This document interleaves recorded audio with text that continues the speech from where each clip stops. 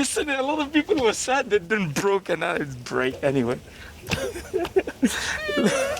That's what you get for sitting down on the job. Oh no, actually, I didn't close it properly. So let me just. That was crazy. Well, instead of closing it, why don't you just open it and show us what you've got? Assuming you're hiding something here. Yes, that was really fun part. I was taking some rest, and you guys came, and Right. that I wanted to take more rest, but the box told me that get up and take me out of there. Yeah, that's crazy. So yeah, I am very excited to just show you one of the largest crystal of aquamarine ever to came, or ever to seen from Pakistan, in my humble opinion. And of course, when I pull it out, then you will just, confirm it with me if it really is the largest aquamarine crystal ever to found from Pakistan. So what you will see here, a 21 kilogram of doubly terminated with a perfect geometry of aquamarine crystal. Holy. From Dasu mine in Sugar Valley, Skardu district, northern part of Pakistan. So let me Don't blow just your back out. With your back. Yes. Oh my God. I would need you, Laura, if you don't mind. You can put the light at the back so the viewers can see how it glows from this side, maybe, or. Oh, sorry. Just right here. Yeah. So they can see. Oh my God. Great call. Yeah. That's your thumbnail? That's an incredible thing. What I so love about this, Laura, is it's not only big, it has a perfect geometry. You can see all around. Great termination. And not only great termination, but also the other end is doubly terminated, and it's even beautiful than the top. Look at that. Wow. I can't even carry it, but It's the size of a large baby. it's incredible. Heavier than most babies. It is, yeah. I gotta hold it. Sure, there you go. Yeah. Rock it like a baby. I would like to put a light so they can see how crazy it glows. It's just incredible, incredible thing. I cannot be more happier in my mineral career when I found out that this piece exists, and when I bought it, and I brought it all the way to Tucson to show it to the viewers. Look at that. Get a good view of that termination. How shiny it is. Great luster.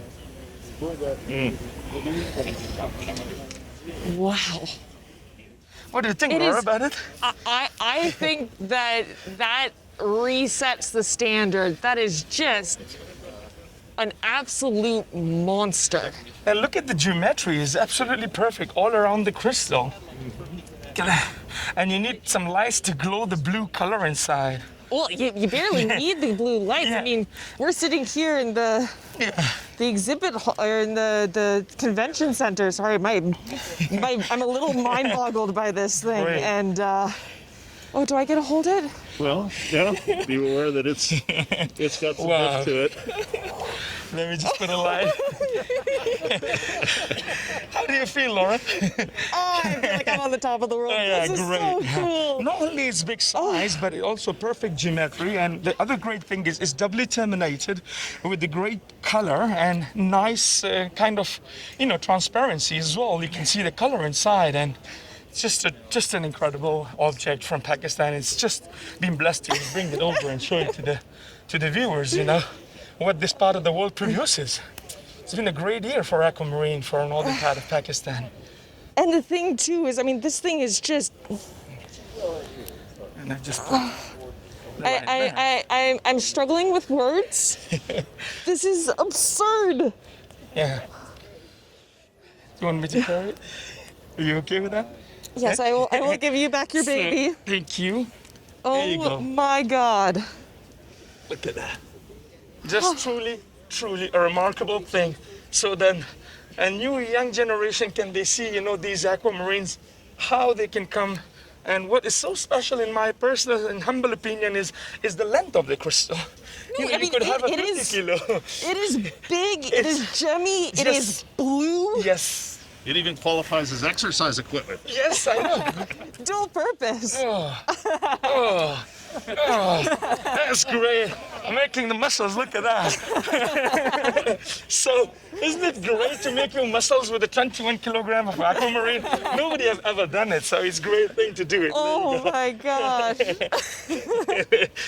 So, yeah, thank you very much for bringing it in the video because we did a lot of hard work, Laura, to, go to the miner and... I mean, Yeah. getting this out, getting this here. Yes. I mean, we are so privileged that you brought this here Thank and are you. letting us see it. And And I have the video of the piece when it was in the pocket, and I will send that to Brian as well. That'd be So before great. they show this, so they can show the viewers how it was in the pocket, and then how it is now. So So how it's long truly did the negotiation with the miners? That is a great question. This piece came like 1.5 months ago, and I'm so grateful for the miners that they said we wait for you to show you, because my plan now is to treat the miners very fair and with dignity and honor. And because of that, they're happy to show me stuff. So when we went, you're not going to believe the price that they were asking was like, I've never heard that number in my life. Forget about the mineral business. So we have to start negotiating at 1 in the morning, because usually what happens is when you go to see great things, you have to go late night. And the reason for that is because they don't want anybody to see who's coming. So in case if it doesn't buy, so the other buyer doesn't know that, somebody has seen it, so they can sell their stuff. So 1 in the morning, 1:30 we arrived, and we start negotiating. It was 4 in the morning. The deal was not done. We had the breakfast, and again, until the 4 in the afternoon, we were so lucky that everybody agreed and we finished the deal, and it was the great moment of my life. Oh my gosh. Truly a remarkable and incredible thing that has happened with my life, and I'm so happy and honored to show you guys. About 1 hour per kilogram for the negotiation. That's right. But at the end, it's worth it because, we got the piece cleaned. We brought it all over here to the deserts of Tucson, and then we had a chance to show it to an incredible friend, Brian, and of course, Laura and Peter. So great pleasure to bring it over and manage to just, show it to the What's Hot in Tucson, the great program that people would love to watch and learn from this. And truly incredible. thank you so much for bringing this. Yeah. Yes. And you're so My both- pleasure. Oh. both- This is why you've been working out, right? Well, actually, not only that, because, I love aquas. So after that, I'd like to show you another piece. Another piece? Yes, I would like to. Oh my gosh. Usually, let me put that back inside. I think Mustafa's a bit of an is an incredible achiever. Friend, do you want to see the muscle? Overachiever. Oh yeah, definitely. That's made from aquamarine. So now what it is like, I usually specialize in Afghanistan and Pakistan. Yeah. But I love static, I love quality. This next aquamarine that I'd like to show you, the miner told me it was found near to Medina mine.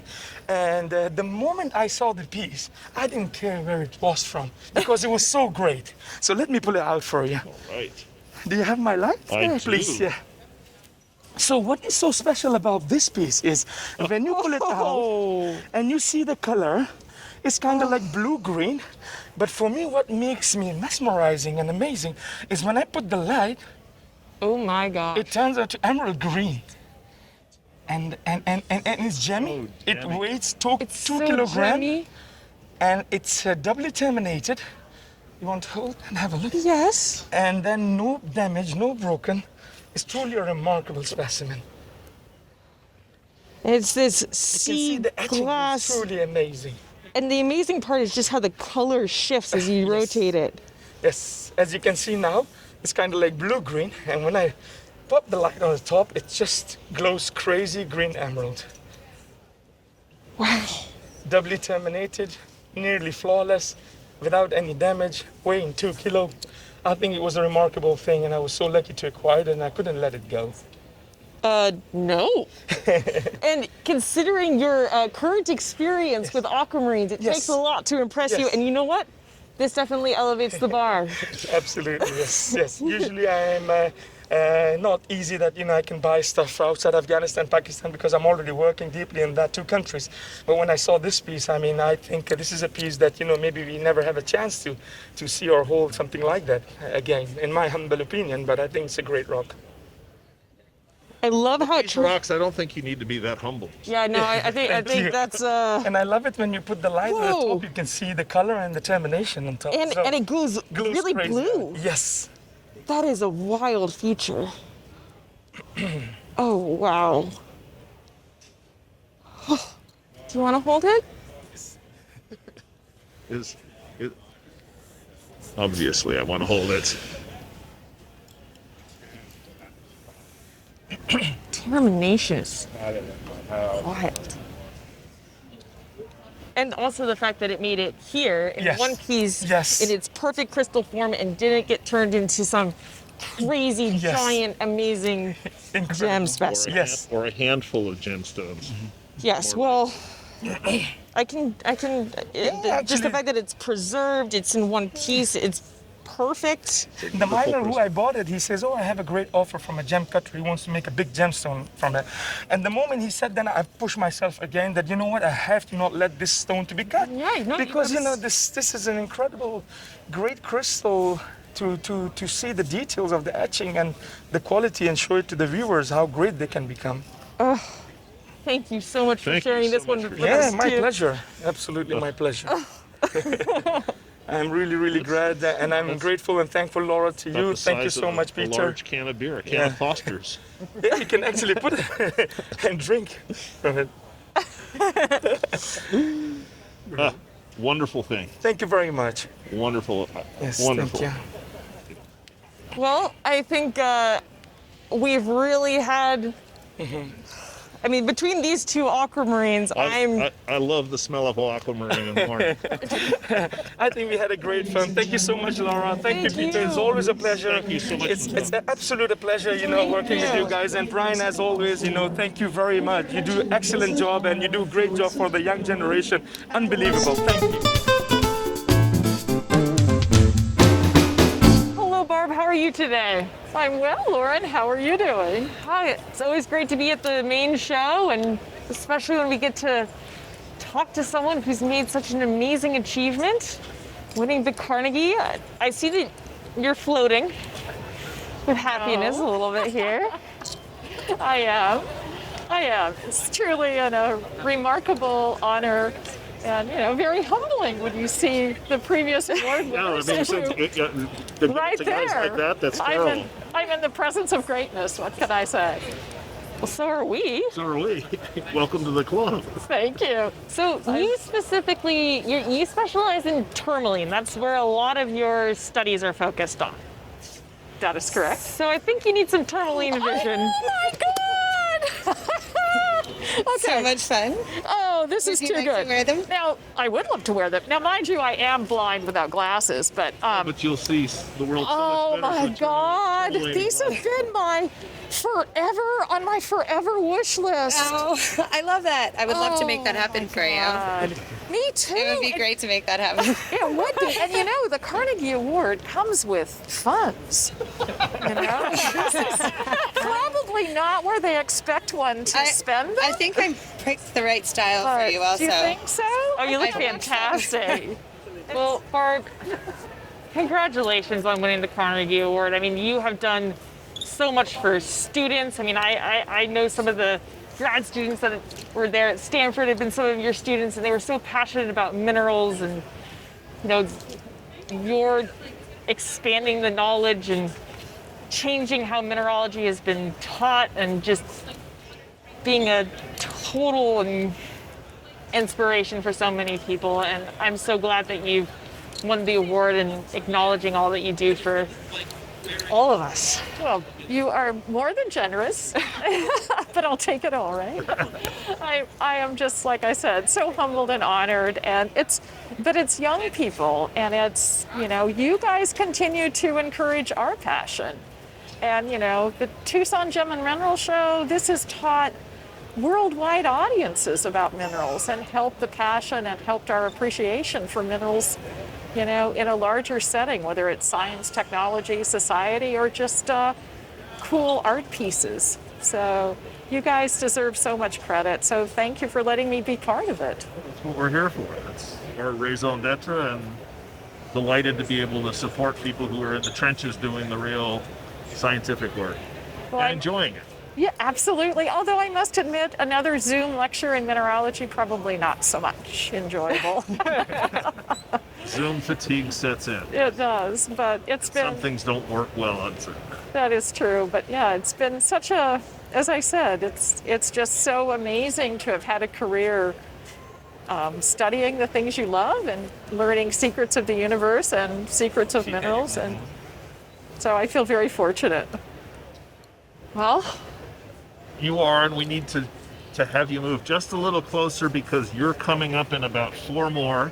And so Brian needs to get you and Close-up shot. okay. Well, let me know what I need to do because Just continue looking maybe fabulous. maybe just stop talking, right? Yeah, smile. Yeah. I think it's, no, 2 more.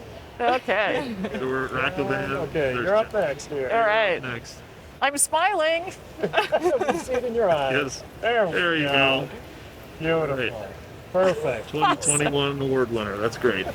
Thank you. Congratulations again, Barb, and Thank you, Laura. always looking forward to what masterful up thing next? you do next. Exactly. Well, I have more tourmalines to analyze. So we've just been analyzing tourmalines that occur with both anhydrite, gypsum, and scapolite. So that's coming next.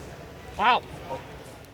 Well, So what environment? Is this a scarn environment? Or? No, it looks like a meta-evaporite that then was uplifted and rehydrated. And interestingly, or not so interestingly, we even found one analysis that classifies as a magnesio-deuteroid. Oh. oh, A potentially new end member. So that was fun. But yeah, congratulations on that too. just very, very strange rock. But I purchased it a couple years ago in Tucson. There you We're finally go. getting around to analyzing it. So Well, we look forward to hearing about the results. thanks. And Congratulations again. hope the glow doesn't wear off soon and that you continue to float 6 inches off the floor. I will, no doubt about it. And tomorrow about 30,000 feet. So Yeah. There you go. do I have to give the glasses back? Especially glad to get to see the gem shades. And so many of them all at once. I know. I mean, usually you see 1 or 2, but to have them all together here in one spot and Well, that was the idea. I put together a collection of 14 pairs, and then 3 months later it was quarantine. oh, And it is a thing that people enjoy playing with, and so it's I've retained most of them. I'm glad to have them all here together. so can you tell us a little bit about how these things go together? How they're made? Yeah. Slowly, painstakingly. It takes. I normally start at the center at the bridge, and weave from there. Some of them are using. In the beginning of it, some of them have about 12 individual wires that slowly get woven together. Wow. They take 80 to 100 hours a piece. A couple of them have taken longer, but I think that might have been part of the learning curve of putting them together. And structurally, trying to find a way to offset the weight in the way that the lenses are quite heavy. At least the tourmaline ones are, and definitely the topaz ones are quite heavy. Oh, yeah. But to offset the weight and have it sit on your face in a balanced way has taken some time to figure out. I often get comments about how they expected them to be so much heavier, which I think they would be without a bit of engineering. The hinges are something that took me a few years to develop to get it to be self-stopping and also cold fusion. So there's no glue, there's no solder. This is all completely woven. Wow. Using both silver and gold, all precious metal. I would say all precious gem except for the amber lenses, Wow. which are a bit like glare reducing lenses, or like if you wear the yellow lenses if you go skiing or something like that. Or shooting or Yeah, exactly, like shooting lenses for sure. The tourmaline lenses are interesting. They're naturally polarized. They used to market tourmaline glasses to fishermen in the early 1900s to help reduce the glare off the water. I have yet to be able to find one of those pairs, so anytime you come across a pair, think of me and grab them. Yeah. I am just enamored with the arms and how they've got these, like this pair I'm guessing is an amber set with those waves that are coming up. Oh, thank you. Yeah, I'm a big fan of asymmetry, but in a balanced way.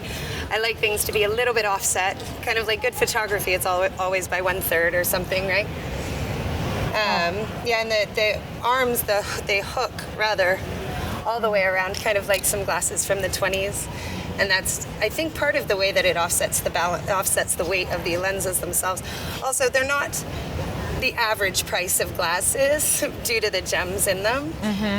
So I like them to be quite secure. Yeah, don't want those going And then anywhere. I've also figured out a rubber that I'm able to coat the ear hooks with and also make the nose pads with that doesn't tend to yellow over time or yeah, it's good. These ones are in 18 karat. These two here are rose gold and yellow gold in 14 karat. These ones down here, I like to call them my Hunter S. Thompsons. They've got a little 18 karat accent in the center, but mostly fine silver and sterling silver. And they come with a bottle of Wild Turkey. I like better bourbon than that. But Thompson Graeme. That was It's his true. preferred bourbon. I know. Well, he was a bit of a wild turkey, wasn't he? Himself. Anybody who can shoot the icicles off of John Denver's house with a high-powered rifle gets my vote. Yeah, absolutely. His property up in Aspen has little shells all over the place. I've been there for a couple of different events. Yeah, and then these ones I was really gonna excited ask to about get. these. Yeah, I was really excited to get really phenomenal indicolite. They are so clear and perfect. And then I've also been studying a bit on how to make mocha megane. It's really hard. It's like a bending and it's a folding of different precious metals. And then when you fold it and roll it, you get these amazing, intricate patterns. That's what's causing that patterning out. I was going to ask. And it's a mix of rose gold, palladium, yellow gold, and I think silver in that one. I just love the transition and sort of the ombre gradient effect that you've created with those. Thanks. Yeah, they're, I don't know. I kind of look at my glasses and think they look a little antique and then also a bit futuristic. So I've been calling them future vintage. I like it. Yeah. Well, these are fantastic things.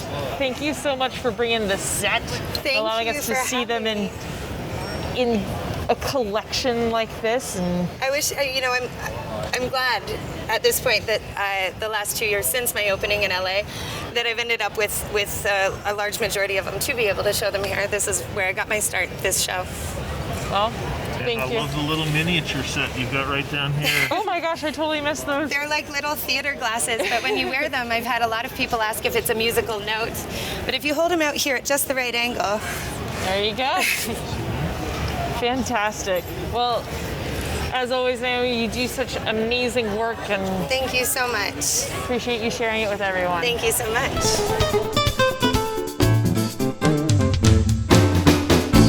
Hi, Paula. How are you? I am so thrilled to be here finally after 2 years of COVID, seeing all of our industry and celebrating the mineral kingdom and all of its glory.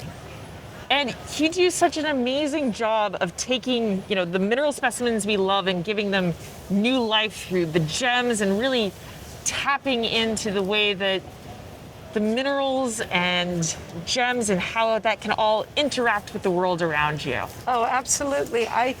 My greatest love is to translate from the mineral kingdom into the floral and animal kingdoms. It just gives me joy. And because it's all so interconnected, nature, art, and science is never not totally combined in any masterpiece in any discipline on the planet. And we need to honor this, and we need to honor species and help to provide comfort and money and funding for species that are dying out. And unfortunately, during our watch, a lot of this is happening. We're losing our birds. We're losing a lot of creatures, great and small. So I love that. And what else can I tell you? Well, I love that you were mentioning this connection between the minerals and how you get art and science and history all coming together, and your work really encapsulates that.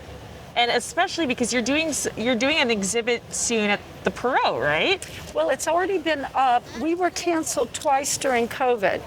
So it should have happened 2 years ago, but it opened in October of 2021, and it's running to November 2022. So it will go down on November the 11th, and it's a perfect segue for what we're talking about, because in this particular exhibit, I have always have a theme for my exhibits around the world. And for Perot, I did The Shape of Matter Through an Artist's Eye is the title. And I'm taking the 7 crystal systems and telling the story of that through fine art jewelry. And it's been such a joy to watch. Gail and Jim Spann were so generous in bringing some of their collection to punctuate with these world-class specimens for each crystal group. They brought cut stones, crystals, everything, and worked really hard with Tim to make it one of the most glorious exhibits you will ever see, from nature, art, science, from gemology, crystallography to jewelry. It's just a must-see. So I'm now really, I mean, it was before, but now I'm really excited to see it and looking forward to getting to Dallas before November 11th. But it sounds like you've also got some specimens here that you've brought. Yes. I have to say, I love this piece, Singing in the Rain. It is beautiful, and I love the use of the apatite, which is obviously the theme for the show. And Right. Yeah, Kim had contacted me about bringing some pieces from the exhibit, which is Orchid Delirium. The center stone is a neon apatite, as well as this necklace. And we thought we would pay tribute to this electric blue stone that in many ways, for me, can be a substitute for the Paraiba, the major copper-bearing tourmaline family mineral, because if you need price point, because you can get a huge neon apatite that would cost much less, but you just have to be careful with it. It's soft in the most hardness, but if you love your jewelry, you will always be careful with it. And you're also such a fantastic craftsman. I mean, the detail that went into that orchid piece is insane. Oh, thank you. Yes, the devils are in the details, but I love to do micropave because I can get shape and form and color going with more natural biological data, and it looks like it should. And these flower jewels, the botanical series, they're made in layers. Really? Yeah, so a lot of the pieces have 3 to 4 layers so that you really get the sense of a true flower. Which is how you get that ruffled petal aspect to the top. Now, this is not the only material that you have there. You've also got another set of cases over there. Can we go take a look at those? Yes, it's exciting. I can't wait to show you. So here we are. We're standing in front of a labor of love Yes. from Glenn Layer and Paula Crevoshay. Glenn is by far one of my most inspirational carvers on the planet. And we've always loved each other's work. And we decided over 14 years ago that we were going to do a project of some of his award-winning carvings and merge it with fine art jewelry of Crevoshay. And this is the first debut. We have 11 pieces, and each piece is named, as all of my jewels are. So George's Dream is out there on the back there, and Glenn carved that long ago, that chrysocolla, that's the body of the jewel. Wow. And someone said, oh, that looks like Georgia O'Keeffe cut that. And so he said, Paula, you have to name this jewel Georgia. So there's Georgia in all of her glory. And then this is, and you know, these are very difficult to carve. Yeah. This is a black opal. Now, how difficult is it even to polish a black opal, not getting it too hot and cracking it? He's carving it. And there's a face of an angel with a halo up at the northwest side of the jewel. Oh, yeah. I love the way that he's used the layers as well in that opal, where he's taking advantage of that green and as it transitions through, and just how thin he got it towards the bottom. Exactly. It got translucent at the bottom there where the foot of the angel would be. So when I got it, I decided it had to be a butterfly winged angel. It just had to have a butterfly's wings because it's such an unusual angel. So And then you have, the fact that that's not the, your eye is just roving through this case because you've got so much amazing color. I love this fish. Oh, I Tell do me about this too. fish. His name is Pisces because he has a front and a back. And he's on the front, it's this gorgeous chrysocolla.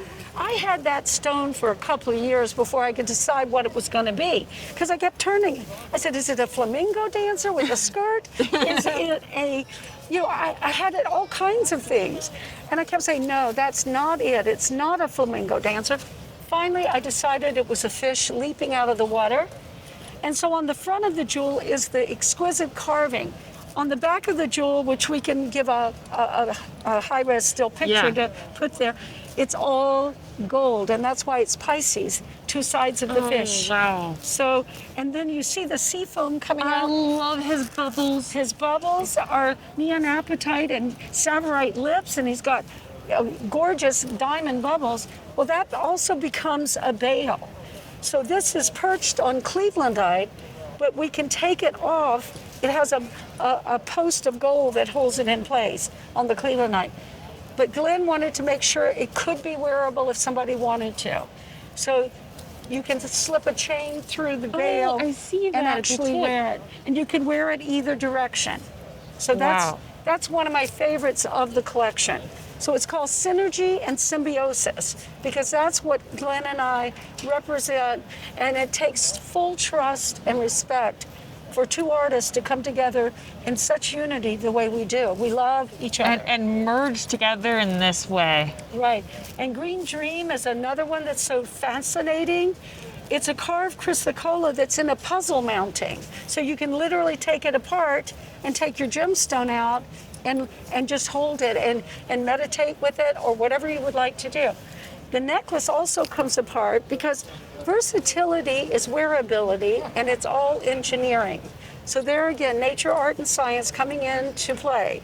And this is that aspect where you are just so into the details and this engagement with the jewelry, right? It's an experience. It's not just something beautiful. Right, and the wearer needs to be able to wear something so that it can be worn just as a necklace alone with no centerpiece. It can be, that centerpiece can be a pendant or a brooch, and then it can also come apart for that inspection. So I think this is a true masterworks in many ways. I love the river goddess. Yes, river goddess. Doesn't she look like she's just swimming? She's in motion. She's going with the flow, as they say. So she's chrysocolla, diamond, and faceted blue moonstones. And then, of course, you've got this fire. I love the juxtaposition between the two. Yes, You've got this great thank you. color change. And that opal is just the way that he's used both the carving from the back and the front, Exactly. and they kind of merge together. Yeah, there's a lot going on there if you get in tight and close with the loop. It's just beautiful. And that's Glenn's. He is a master and a maestro. And I thought it looked like a kimono and a little woman moving, delicately down a street in Japan because of the way he shaped that. So, it's two artists transforming each other's work, literally. Oh, and this has been such a hit at the show. Everyone says, oh my God, that's such a great stone. Well, the whole head and body is a beautiful aquamarine crystal that was a single crystal, Really? very large. And I left the sides open because there's natural etching on either side of Ice Angel. And the story of Ice Angel, because when I held it, it was ice in my hand. It was gorgeous ice. And so I made a face with it's a cat's eye sapphire, not a cat's eye, a star sapphire for the eye. And then the hat is an umbrella of the sun. And see the little dangling chains and raindrops. So Ice Angel is doing her role in from the snow to the ice, but she's melting to give the water back to the planet. I love that. And I love your inclusion of these different elements together and how they're all dancers, and you've anthropomorphized. Woo. Yeah, it's all anthropomorphic. Yes. Yes, all of these, most of them are anthropomorphic. So here we have dancing Jingu, and this is a dendritic agate that it was in motion, and I could see the dancer. And Jingu was a very, very wonderful empress. She also conquered Korea for the Really? first time. Yes, according to the history. And there's passages that say she was practicing necromancy even. So I named it after Jingu, who was really a great, great leader in many ways way back when.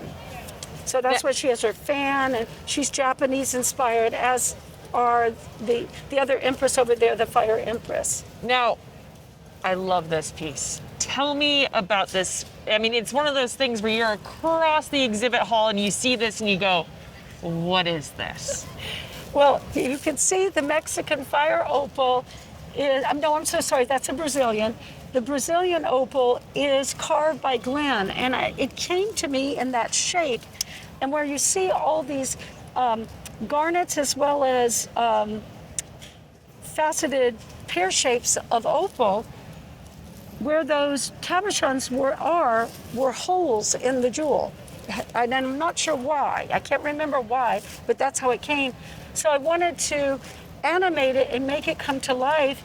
And I decided that it was so much on fire that it had to become the goddess Pele in some way, shape, or form. And of course, Pele can do whatever she wants. Oh, yes. Because she's so potent. So I made her winged, and I just think it's one of the best pieces I've done, starting with such an unusual organic shape from Glenn, but it was molten. It was fabulous. So that's how I work. The artist mind goes to the elements, the passion, the fire. What is that? You know, I like to say, what is that? Yeah. You know, and that's how it comes to me. And then we've got this specimen that's just practically looking at us. Yes. Now that happened. Glenn was visiting me, and he had that large sapphire, and in the center, and then the Taurus ring is lavender sapphire. So I said, Glenn, I think I know what that is. It's the eye of consciousness, Glenn. It's good. I need you to. I drew it out like you see it. I drew the iris in the center, and then the white of the eye. And I said, I need Oregon opal. He said, I got plenty of rough. So he made it, and then I had been studying Carl Jung at the time, and I was, I have the Red Book, that huge volume that he wrote, and he was such a genius and an inspiration to me for forever, but at that time, and so that's how that was born. Wow. And I guess we get to finish up with, you're currently wearing this incredible seahorse, Yes. and here we've got another one, and this is this beautiful indication to your love of species and animals and movement. You're right. It's like the animal kingdom, the sea kingdom. I call them my treasuries. So I have botanical treasuries. I have mammal treasuries. I have sea creatures treasury. So when I sell a piece in the treasury, I donate to an hospice that is helping to protect them. But the seahorse, I drew that seahorse, hand drew it for him to carve. And look at how he carved that. Wow. And I can't show you now because we can't open the showcase, but that swivels, and on the backside it's all black and gold with gemstones and another pattern. So it's white knight, black knight, but knight I use as a pun like a chess piece. Yeah. And it moves. So I love, and this is once again, one of the things that just really sets you apart is not just your love for the pieces, but how you pay attention to these little intricate details, the swivel or the detach or all these different pieces. And, I'm really looking forward to seeing your work at the Perot. You've done some fantastic stuff, and thank you for taking time out of your busy schedule to talk with us today at the main show. it is my honor, and I want to thank Brian Swoboda because this gentleman has documented decades of our industry, and going back in time, students and others will get so inspired.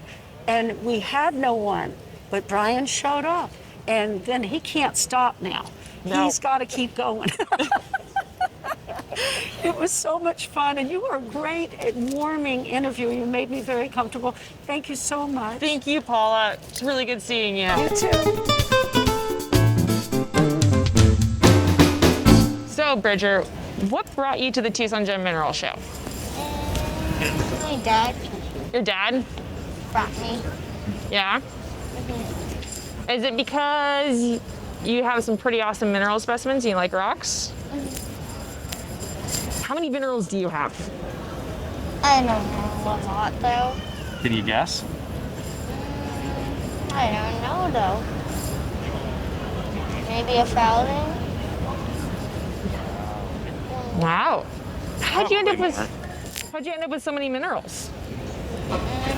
My scarf.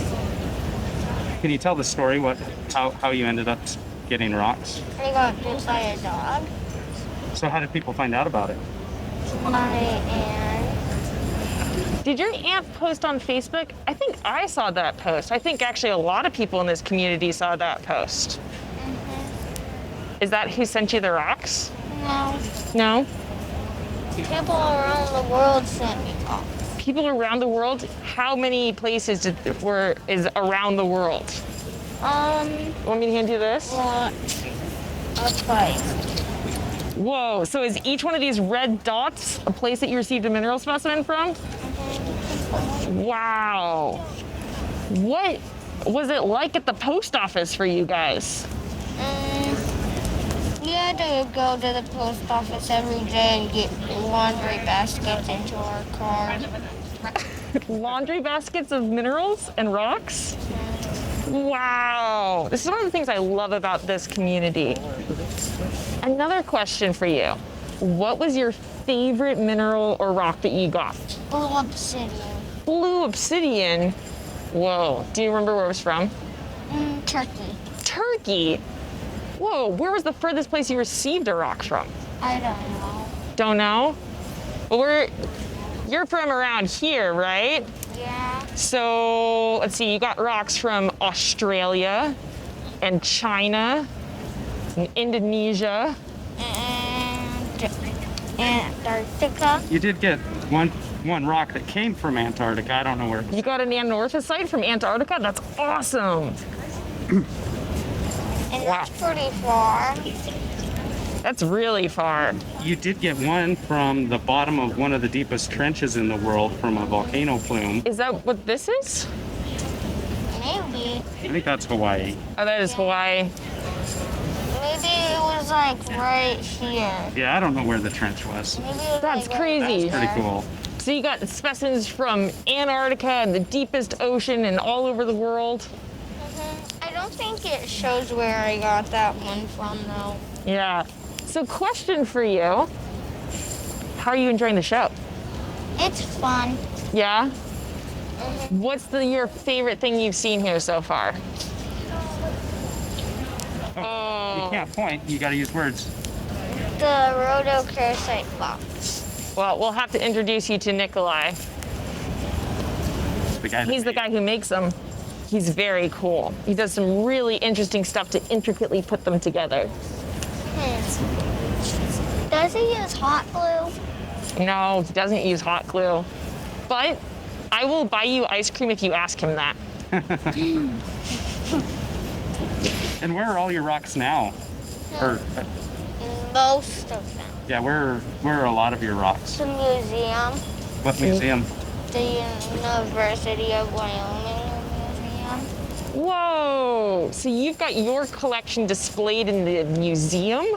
Not my whole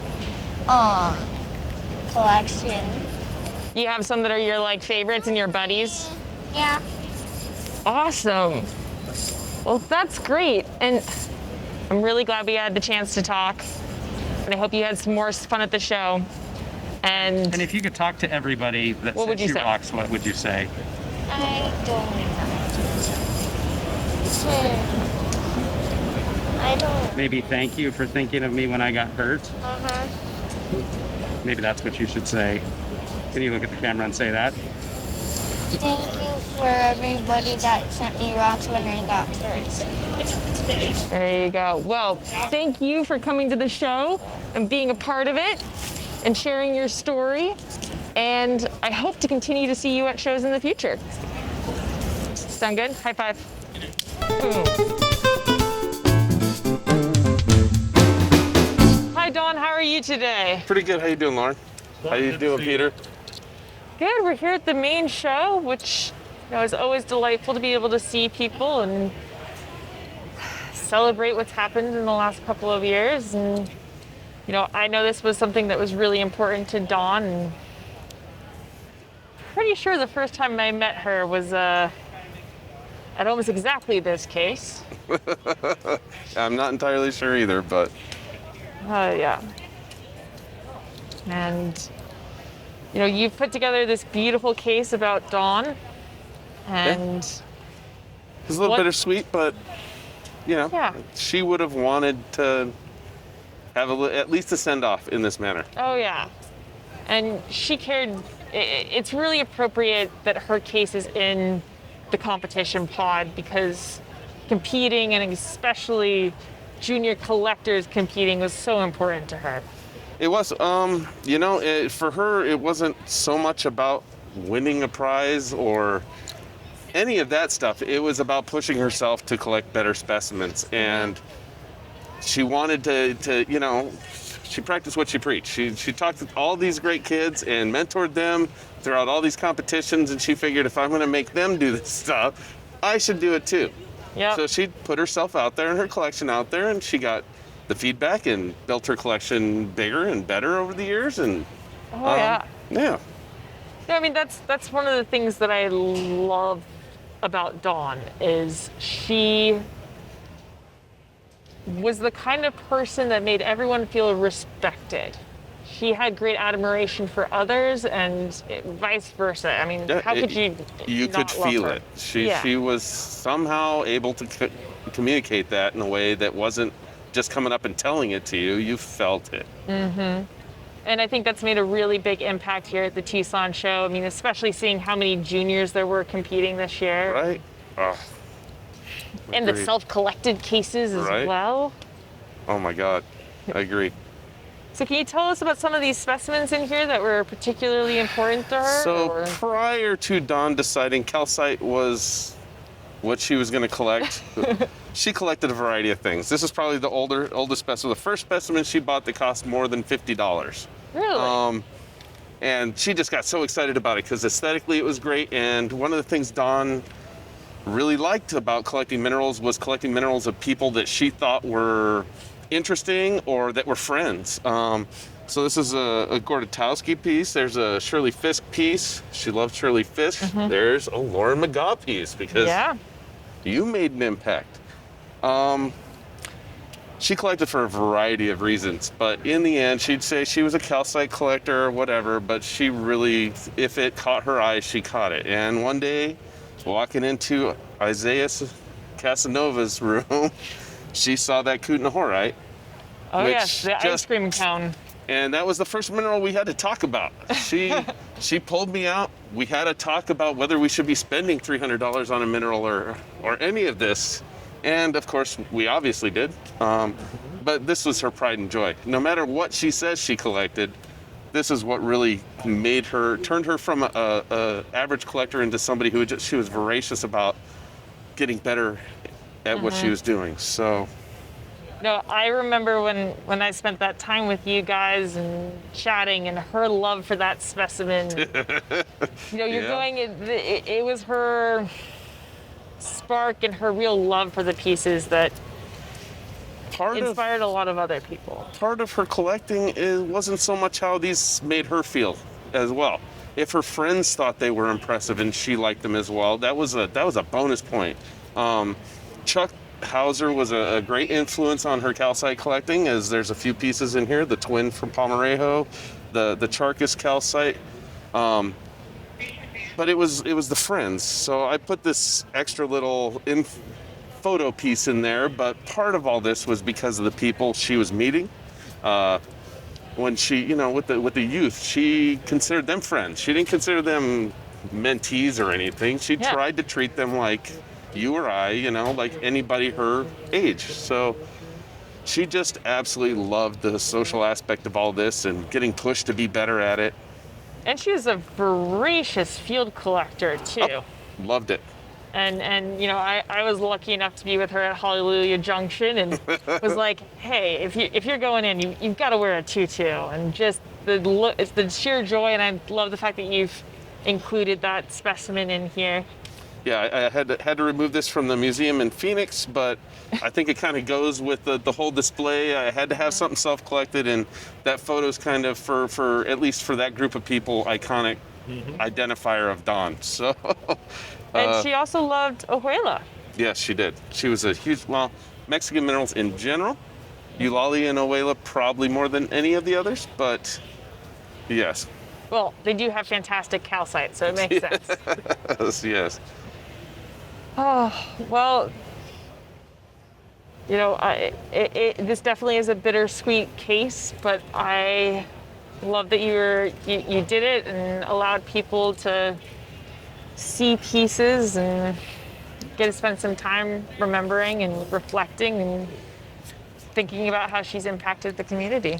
I'm going to try to make it a point from this point forward to put in a case in some way in her memory every time, but not necessarily a memorial case, just something that kind of ties in something she loved to share. So I love it. And I think we can find room for that. you think you know someone? Maybe.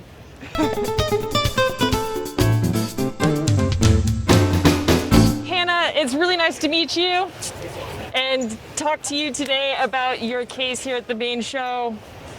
Looks like you were the big winner for the juniors this year. And we haven't met either. I'm her father. Hi. And in charge of exhibits, although not the competitive exhibits. I remember when she was winning ribbons like this, it was a really big deal. So really congratulations. Yeah, thank you. So it really matters. How long have you been collecting for? 4 years. And is this your first time competing? This is your first time competing in Tucson, right? Yes. What sparked your idea and your inspiration to compete here? I started borrowing books from the library about minerals and went from there. Wow. And you're a member of MSA? Yes. Fantastic. They have a great program for getting people inspired about minerals and competing. And I'd love to talk about some of your specimens here in this case. Maybe to start off, which one's your favorite? So start her off with a loaded question. Oh, okay. What do you do when people ask you what your favorite question is? Okay, so granted, I can't really pick a favorite, so that wasn't exactly the nicest thing to do to you. I have to say, I love your little Veracruz amethyst. It just has that perfect little XYZ to it, and it really pops. What's your favorite in there, Dad? Well, I'm always a sucker for a red cloud. The rosalite's pretty nice. It's got fantastic luster. It does. It really does. And I have to say, I love that you've been collecting for 4 years. You're a junior collector, and you have a Jeremiahite. Yeah. That is so cool. I love the fact that you're into the rare specimens. Is that partly because you came at it from books, or how did you get into liking rare things? I just like collecting everything, and I like rare ones for my collection too. The rosacite is very cute, by the way. Thank you.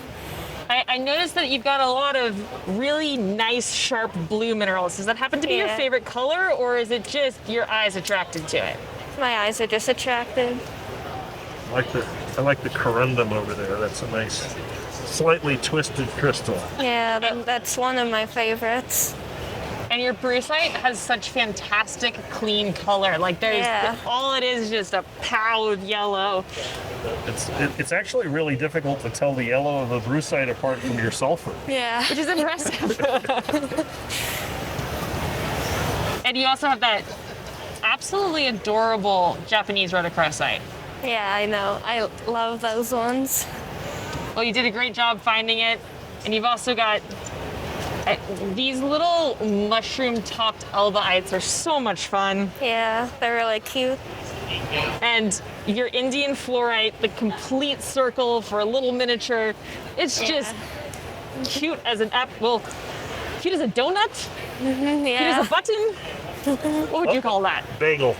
Bagel. Cute as a bagel. It's a toy donut. I just think for sure aesthetics, personally, that fluorite donut is. Yeah. It is That's just the one I'm going to smash the glass and run home. not if I get there first. I'm bigger than you are. Age and treachery will be youth and energy every time. I don't know. She's coming up, so Hannah, congratulations. This is great, and I'm really looking forward to seeing you compete over the years, grow your collection, and improve. And just love that you love minerals. Yeah. That's great, and that you're reading. That's becoming rare, and I there's hope- amazing things yeah. in books. I hope to continue. Please do. well, thank you for chatting with us, Yeah. and congratulations again. Thank Congratulations again. We'll see you this evening when you get your award. you. Yeah.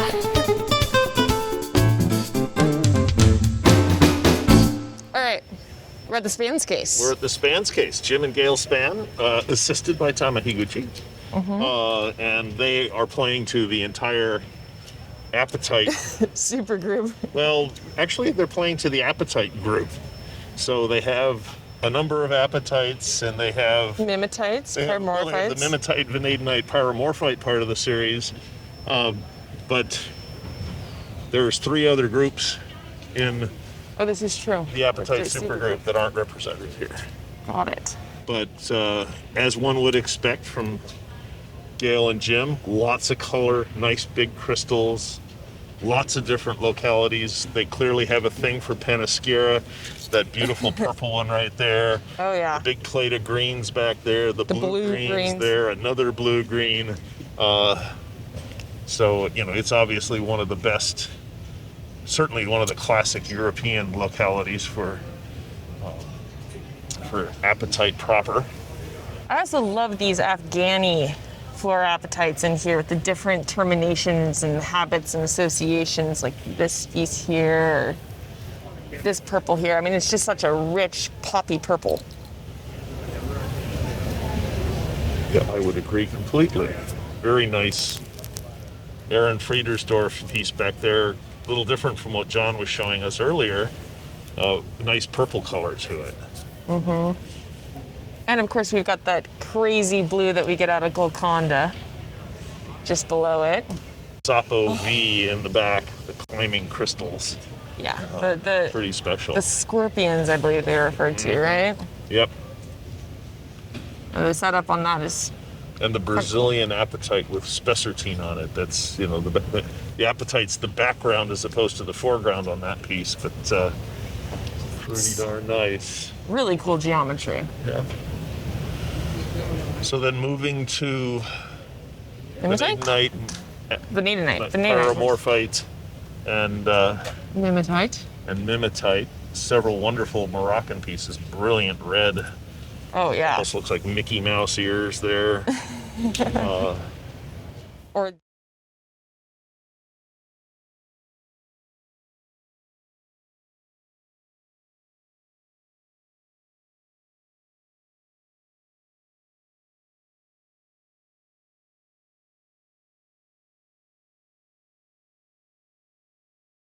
where the native That's- silvers come from.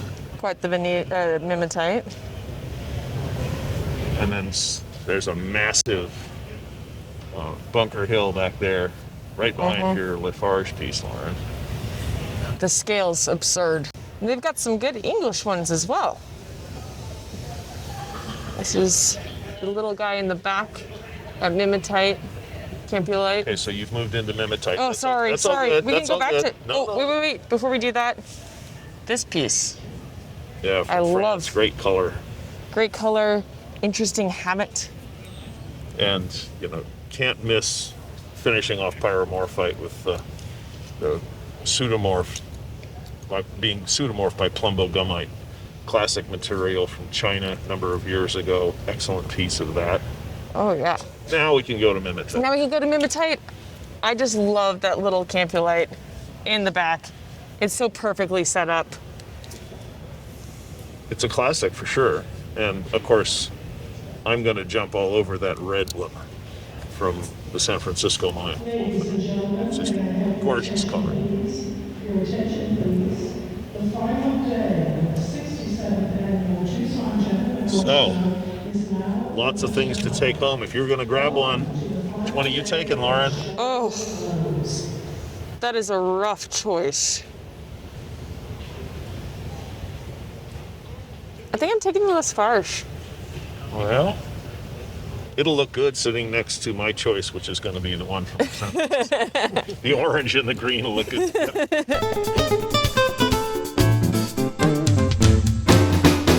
All right, so here we're at Quartz. We're at Quartz. This is Gene Meieran and Bill Larson's case, sort of a preview for next year when our theme will be silicates. The tagline of "May the quartz be with you." But we're not restricting ourselves to quartz. They're obviously major quartz collectors, but next year we're looking for people to bring silicates of all kinds. And luckily, a lot of things are silicates. Yes, most pegmatites are made of silicates, gang minerals in most of the ore deposits. And rock-forming minerals, too. Rock-forming minerals, yeah. I mean, maybe we'll get a few cases of things like amphiboles and pyroxenes. That would be super cool. That could be fun. So what grabs me first is that huge Japan Law twin there in the back from China. For some reason, I have a thing for Japan Law twins. The fact that most of them come from skarn deposits probably has something to do with that, and that's from Gawan. That is a skarn deposit. Really nice saturated amethyst from Brandberg. Oh yeah. And the twist on this gwindle from Switzerland is absurd. Just look at the size of the gwindle back there. It's almost square. Yeah. I think some things happened to that specimen. Well, alpine cleft, it's an active environment, so that's what you would expect. And I love these from Hong Kong, these almost beta quartz style. They are close. You can still see, though, there's a little offset on the girdle. But I guess you could say pseudo beta. Pseudo beta. Not to be confused with a pseudomorph. Right. And the scepters here are lovely. Especially this little guy. The amethyst guy, that's really sweet. And another very nice smoky gwindle, but still. That one's, yeah. That's the one for me. And then this little Guerrero, it has got such great color with those phantoms, and it's just sharp as a tack. Is that from the bubblegum pocket? May well be. I think that's actually from the same pocket that mine is from, and that's the one that the famous Maguey specimen is from.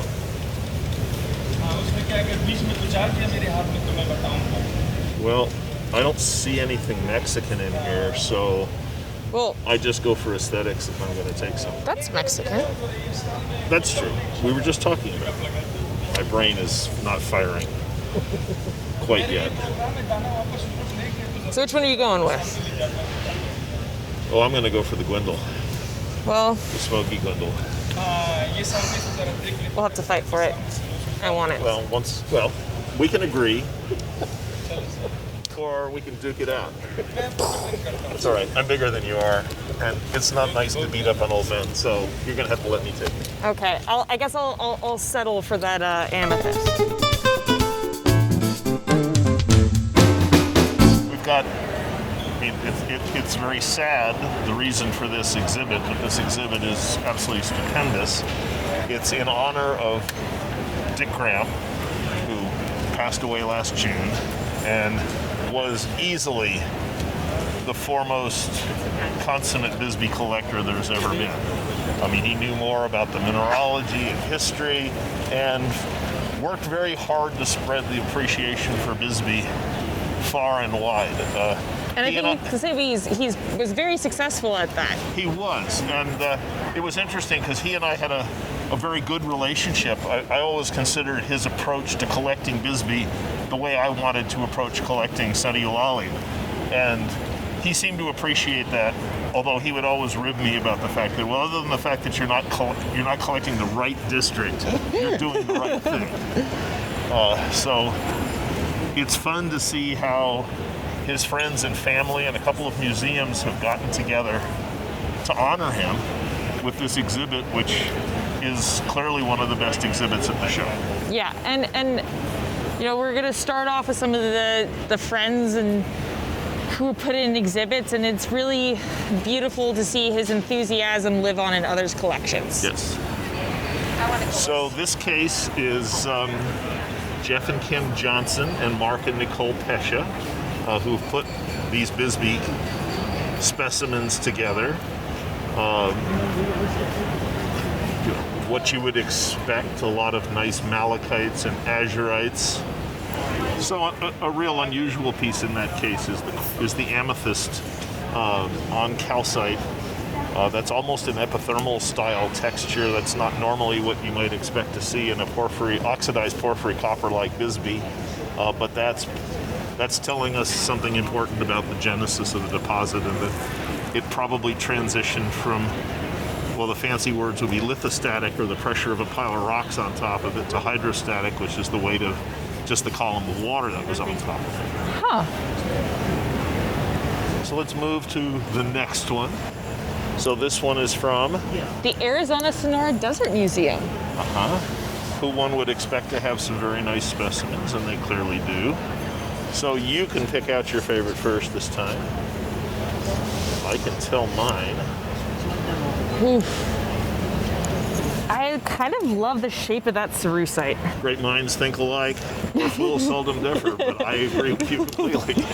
No, I love that cerussite. I have for years at the Desert Museum, and I'm delighted to see that they brought it here. The shape and the way that it kind of holds power in here despite all the other colorful specimens, and you know, it's a lead mineral from a district that we normally think of as a copper district. And Bisbee actually produced a fair number of lead and zinc species. There's a spectacular aurocalcite right there in the corner with calcite. I mean, it almost looks Ohuela-like, yes, as does the rosasite. No, I mean, that looks like it's straight out of Ohuela, but Yeah, but it's not. But it's it's not. straight out of Bisbee. Ooh, some nice roses here. so this is Mark Hay and Mary Ellen Durlum. Yeah. And Mark has some spectacular czar shaft roses right here in the middle. Oh, yes. Oh, and I see I've contributed to this case. Where? See the Oh. minion? The Minion. So is that for people who are part of the Minions? I think so. I had 4 of them, so we'll see them as we work our way through the cases. Oh, I have a vote for the prettiest specimen in that case. Ooh. You want to go first? On No, this you one? tell me what you think the prettiest specimen. The prettiest specimen? I know this is a bizarre one, but maybe not. But I love that malachite after azurite rosette in the top. But there's also that piece as well. Oh, I like the big blocky group that you're pointing out. Those were, you know, it's like what you used to say about the pieces from Milpias. My piece from Milpias. That's, you know, I used to be, you know, I wish I was still azurite, Yeah. because that would be an unbelievable azurite. But it's still an unbelievable malachite. Exactly, and this is a spectacular azurite too. And- But that piece, for just sheer aesthetics, with the azurite going from the dark blue to the light blue tips, that's a real eye popper.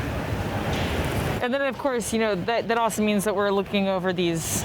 I pointed You know- those out to begin with. I know, they're such eye-catching specimens. No surprise, Mark has great taste and spent a lot of time collecting Bisbee, as have all of these people. Yeah. And a lot of it because they were infected by Dick's enthusiasm. Well, here's another minion who's aptly playing the guitar, because this is Evan and Melissa Jones's case. So he's undoubtedly on a long Bob Weir or Jerry Garcia riff of some kind. And this one also talks about when Dick wrote the Bisbee issue for the mineralogical record in 1981, he had 214 confirmed species. By 2020, that was up to 334. So, they spent a lot of time and effort coming up with additional species. And if Evan's case is, there's a serious rarity in this case. You mean the paramalaconite? I mean the paramalaconite, yes. Which is, I love that thing. It's perfect, it's tiny, and it's special. It's very special. The whole case is special. But also this anglicite, which is an exceptional anglicite from anywhere. And it's coming from Bisbee, which is not exactly what you'd expect. Or even the graemite, which is the green species here with the tannite, which is the blue. Tannite, yep. Yeah, and there's only about a half a dozen specimens of graemite known, so that's an exceptionally rare piece as well. And this probably has everyone at home shouting why we're not absolutely crazy about the azurites that are in here as well. I mean, that specimen in the back corner is... That's from that classic pocket that you see that so many pieces came from, with little fly specks of malachite all over the matrix. And then you got those rosettes of the azurite, and I just love the depth and sort of the funk aspect that it provides. Yeah. And some more spectacular azurites. Another one of the black cerusites with manganese oxides in it. And a beautiful little snowflake cerussite behind it. That's a real Copper Queen mine lamp back in the corner. And you don't see many of those. Those are the holy grail for Bisbee collectors. Which would make sense that Evan would have it. Of course. And so this is Bisbee Mining and Historical Museum, as well as the Gaethie Collection. Is that how to pronounce that? I would expect that's how to pronounce it. So I think these must be pieces that were donated to the Bisbee Museum, or they've been borrowed by the Bisbee Museum for this exhibit. Nice historical artifacts. There's copper. I love the hard hat. Malachite stalactite. I'll take the copper after hammer. What? Copper after hammer. Oh my gosh. That was a steel hammer, steel-headed hammer, or an iron-headed hammer that got left in the mine in a puddle of copper sulfate-laden water, and you wound up with a reaction where the copper replaced the iron. So you wound up with an iron sulfate solution and a copper pseudomorph after your iron hammerhead. That is awesome. That's actually a basic process that's used for recovering copper from in what's called solution mining. That just happens to be a nice artifact. Sometimes you'll see wood replaced by copper as well in Bisbee. So this next one only has a single specimen in it, but it's a very nice piece from Paul and Marilyn Harder. Some nice old pictures of Dick from when he was underground. Pictures of Al Voren, who was Dick's best friend, and an absolutely spectacular azurite on malachite. So it sounds like three guys were sitting around having lunch. They noticed a couple of kids running around, one of whom had a little box under his arm, and they said, geez, wonder what might be in that box. They didn't do anything about it, and then later in the day, Al Voren, someone said, did you see the azurite that Al Voren just bought at this little show in Bisbee? And it turned out to be that specimen. That's quite the lunchbox. That's quite the lunchbox. I'd take that over a PB&J sandwich. Depends on how hungry I was, but I think I could skip a meal or two probably and survive. So this is the U of A Museum, the new Alfie Norval Gem and Mineral Museum from the U of A. With some nice things they brought down. And there's another example of the mine and the mineralogy interacting with human artifacts. So here we have calcite on timber at that top section. And I love the blue in that piece. That is Beautiful velvet blue. I kind of love this aragonite. The way that you've got that sort of flare at the top and it's got this really different vibe to it from the other pieces in the case. I would agree with you. And now we have, whose is this one? This is Dave Whitwer. Dave Whitwer. Got a excellent example of the siderite, the botryoidal siderite over there on the left. Very distinctive Bisbee material.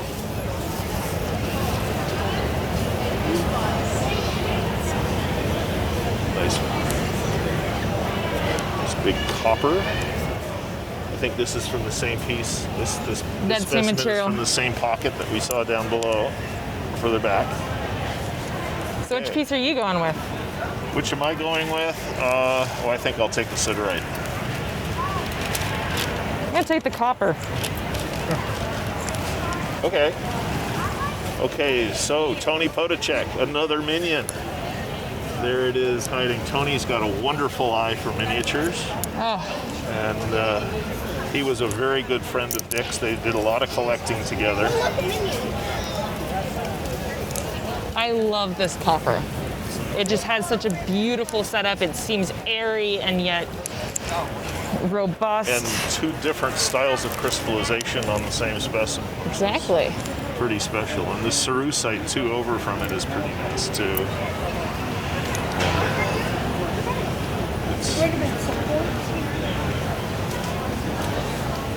There's enough Bisbee azurite in this case to make any Arizona collector cry. Yes.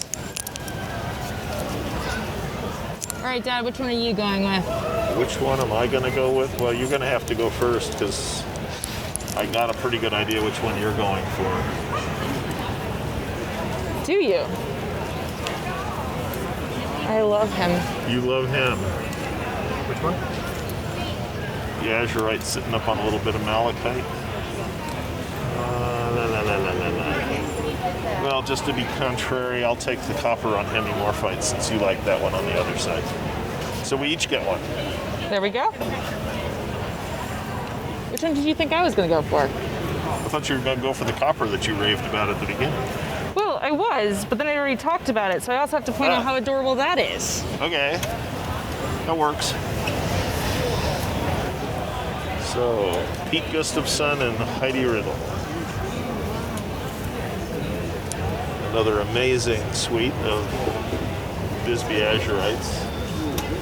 The number of azurites that must have come out of Bisbee is just staggering. Truly.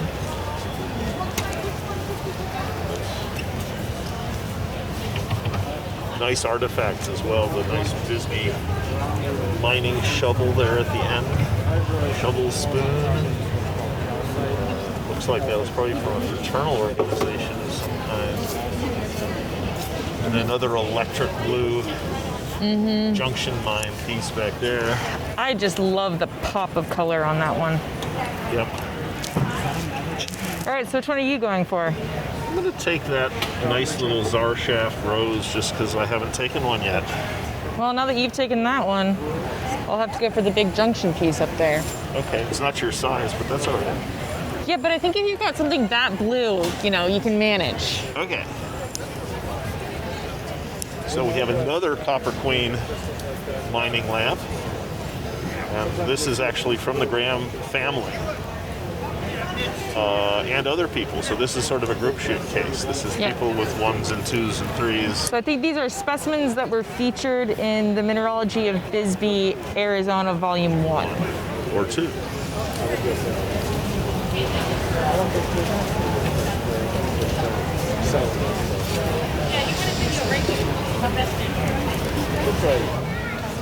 It's a tough call. Which one are you going to go with?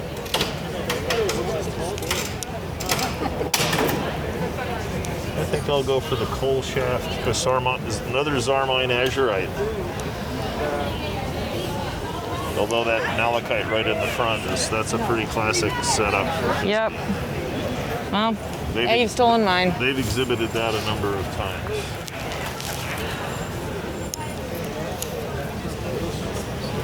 Steve Maslansky.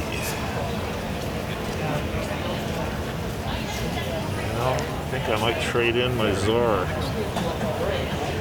Yeah. Actually, think you no, might I have won't. to. But I might go But- for the Sacramento mine piece on the back there. The big, yeah. That thing's ridiculous. But the setup and the color on that azurite on malachite. I was gonna say that's the one that I've got to go for, because that is just one of those things that pops out of the case and looks like it came out of some kind of fever dream.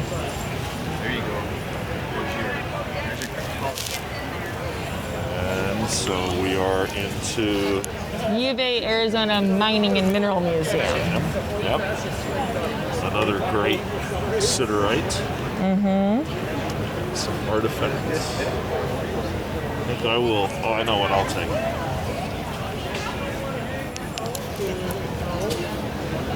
Well, I want the siderite because I love the chatoyance on it. I'll What do take you- the calcaliumite because it's that's a magnificent large piece of that.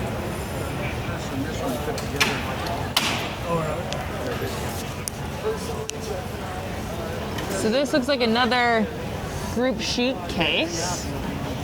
Francis Sousa, Mike and Mary Jaworski, Jim and Imelda Klein. And Southern so it was Arizona Mike and Collectors. Mary who put the case together, getting pieces from a number of their friends.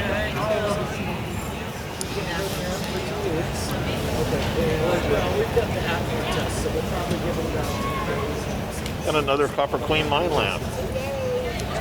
Boy, You know, the this problem is that probably we half the ones in captivity exhibit here. And a really cute little commemorative ingot from one of the from one of the companies.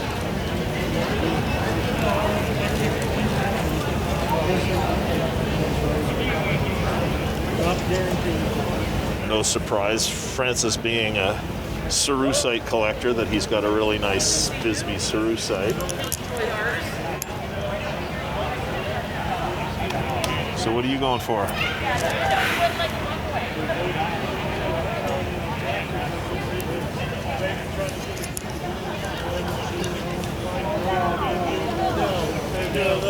kind of like that bird's nest up there, but I also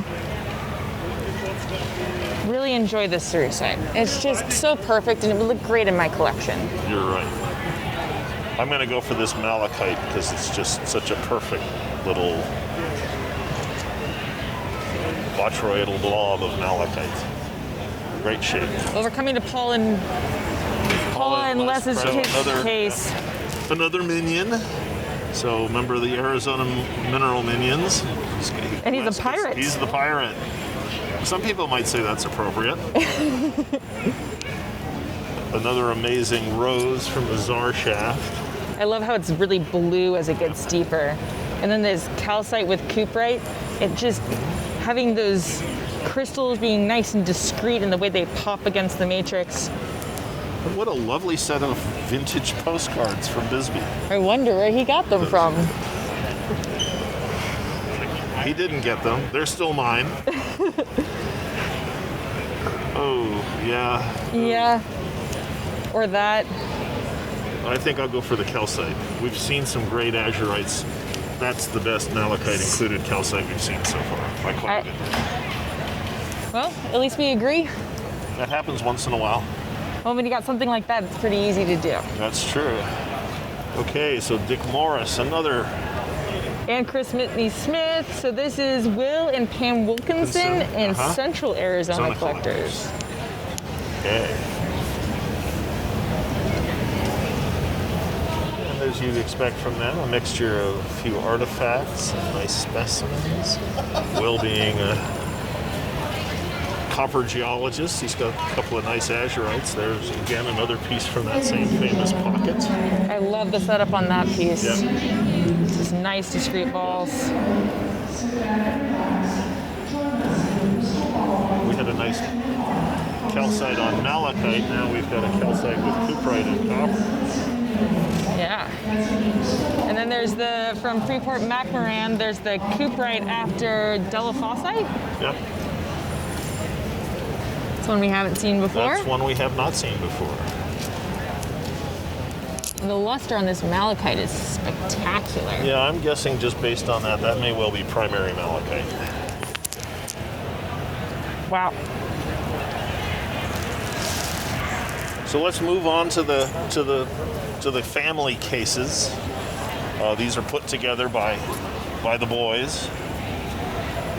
Who are serious collectors in their own right. They are serious collectors in their own right, and you know, they're carrying on the tradition of Graeme family, which I think this makes them like the fourth generation of geologists, mining engineers, and Bisbee aficionados in the family.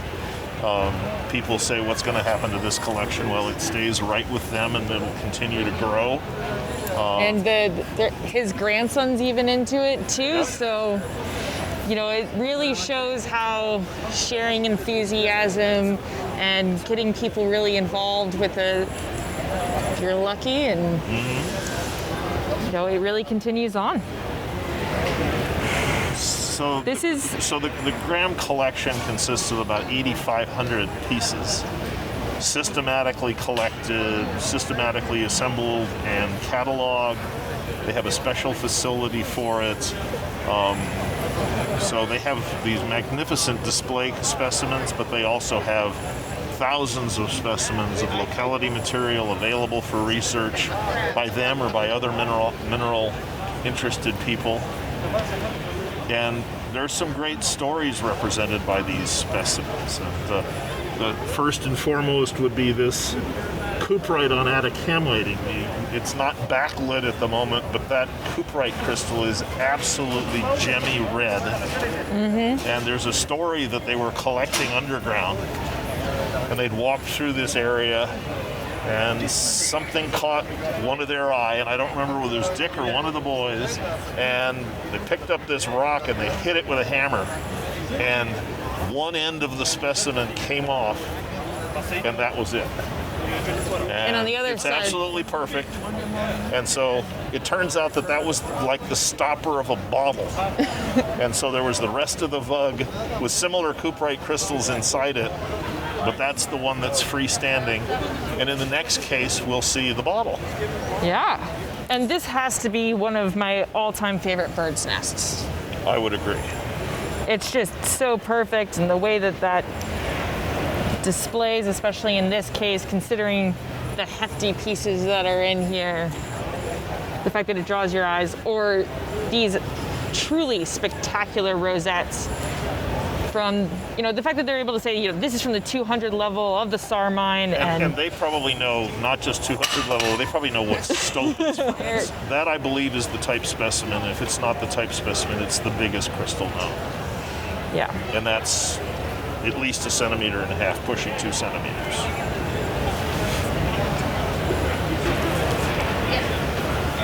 So I'm going to be greedy. I'm just going to take this row of 3 right here in the middle of the case. They really do make it hard, but I have to say the cuprite would fit perfectly in my collection, and I'm in love with it. So we should probably see the other part of the specimen, that bottle, yes, as it were. Let's go see the bottle, now that we've seen the stopper. So this is the other case put together by the family. And some more big attractive pieces, and there's the bottle. So that single crystal was tucked right in there. The fact that they were able to just sort of whack that thing open and have that one piece come out and the rest of the thing intact. And apparently they looked all over the place for more, and they never found any more in that same area. And this was just the perfect set of geologic conditions, time, chemistry that provided, you know, this magnificent specimen. And that's one of the beautiful things about these systematic, deep collections of important large-scale districts, is really identifying that nuance, getting to dive deep in it. Yep.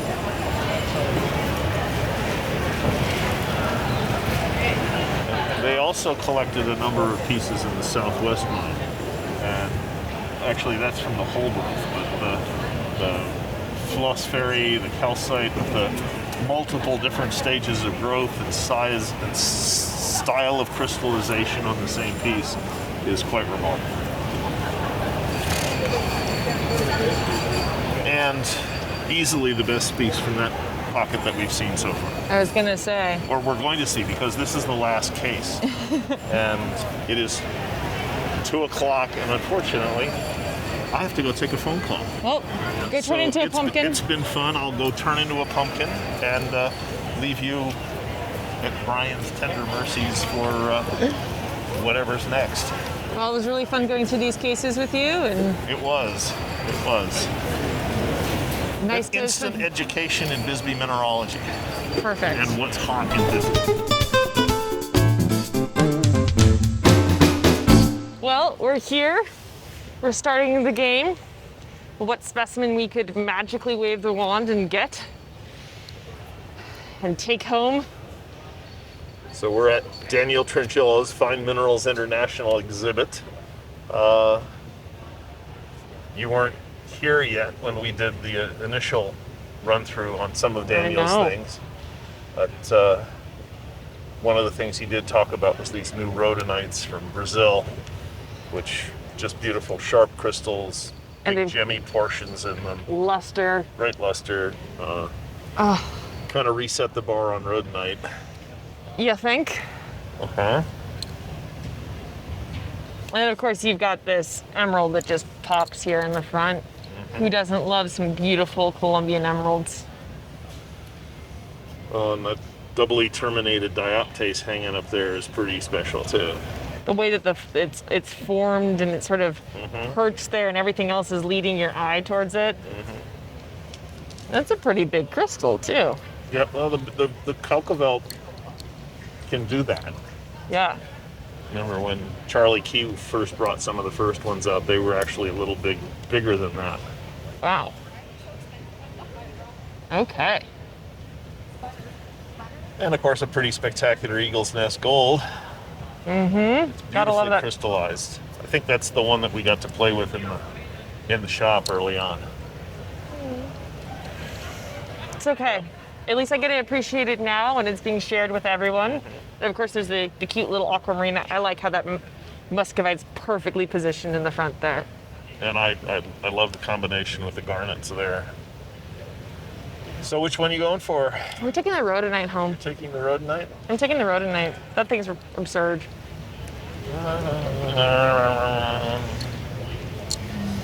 I'm going to say I'm going to take the emerald just because the color contrast with your rhodonite will look good. Perfect. And then we're flip-flopping. Yep. So this is from the Cincinnati Museum Center, this is also known as Terry Heising's Heising, collection. Yep. bringing us some fantastic stuff. How long has he been exhibiting for? Longer than I've been chairman. Wow.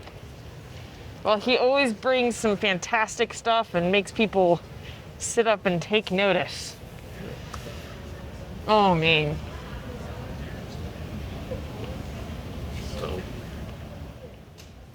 I think the point is that these are all things that had been in his collection or were in other people's collections for a very long time that are now in his. So they were in Rock Courier, Herb Corbett, Jim Robinson, Lindsay Greenbank.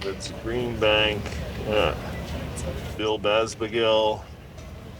Some lovely, lovely things. What am I gonna grab? Tough. But I think I'll go for the copper and calcite on copper. You just don't see them very often with that much good copper matrix. Oh, yeah. And now we had the New Mexico Tech out in Socorro's case, which is the beauty of the apatite supergroup. Kelsey and Virgil. Oh, yeah. They always bring some fantastic stuff. Got some very nice things in that museum. I mean, overall, that is probably one of my favorite museums. Yeah, and it's a fun symposium too. I would strongly encourage anybody who's interested in minerals to just go. It's a good group of people. It's a fun symposium, well put together. Well, my choice is easy in this case. Oh, well, I have an idea of what you're going for.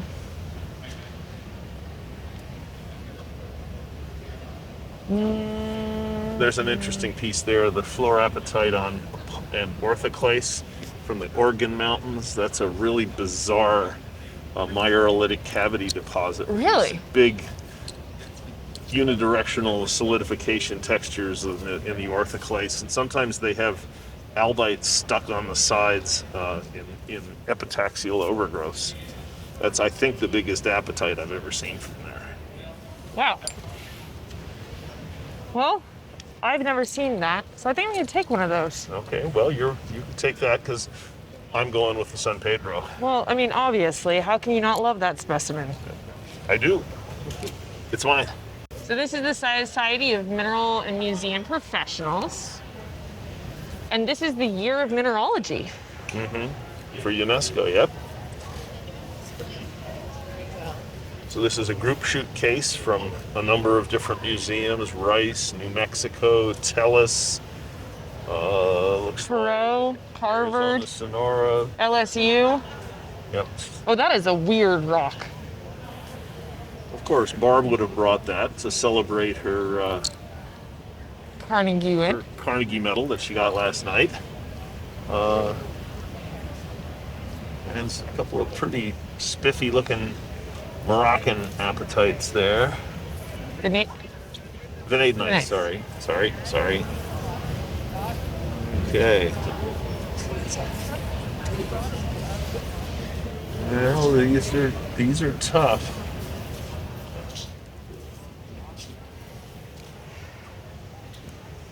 Well, I gotta say, I love the zoning in that apatite from from Fundao. Just the way that you've got those eyes when looking look at right you. Right down the sea, it's almost a trapeche kind of effect. Oh, yeah. I think I'm going for the same one. Okay. That's a cool rock. That's a great rock. So now we have the Arizona Sonora Desert Museum. And I love how they combined and we're able to bring the UV display here in the white light zone of the show.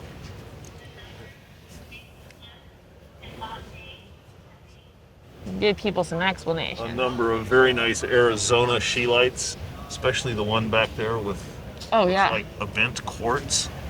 That's pretty special. So it's Cohen mine? Yes. Looks like it's got some very good fluorescence to it. Zinc guide from Mount St. Anthony. Yep, that's a cutie. Yep. Willemite and wolfenite. About the best way you can do to show off fluorescence. Oh yeah. Light. Well, I'm taking a scheelite in the back. oh yeah. Well, me too.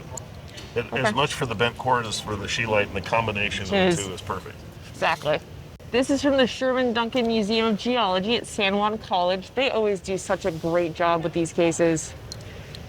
They do indeed. And Jeff and Donna, and they got the FM award for the best educational exhibit for this case last night. You know, it was really interesting yesterday seeing a bunch of kids sitting over here, just amazed that, you know, there's an aspect where you don't realize where the pigments come from and, you know, the history behind it, and, you know, they did a beautiful job with this case.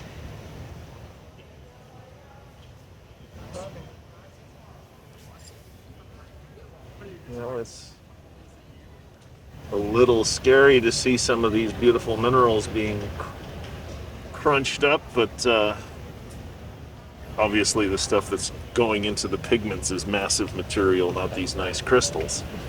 It's kind of like that.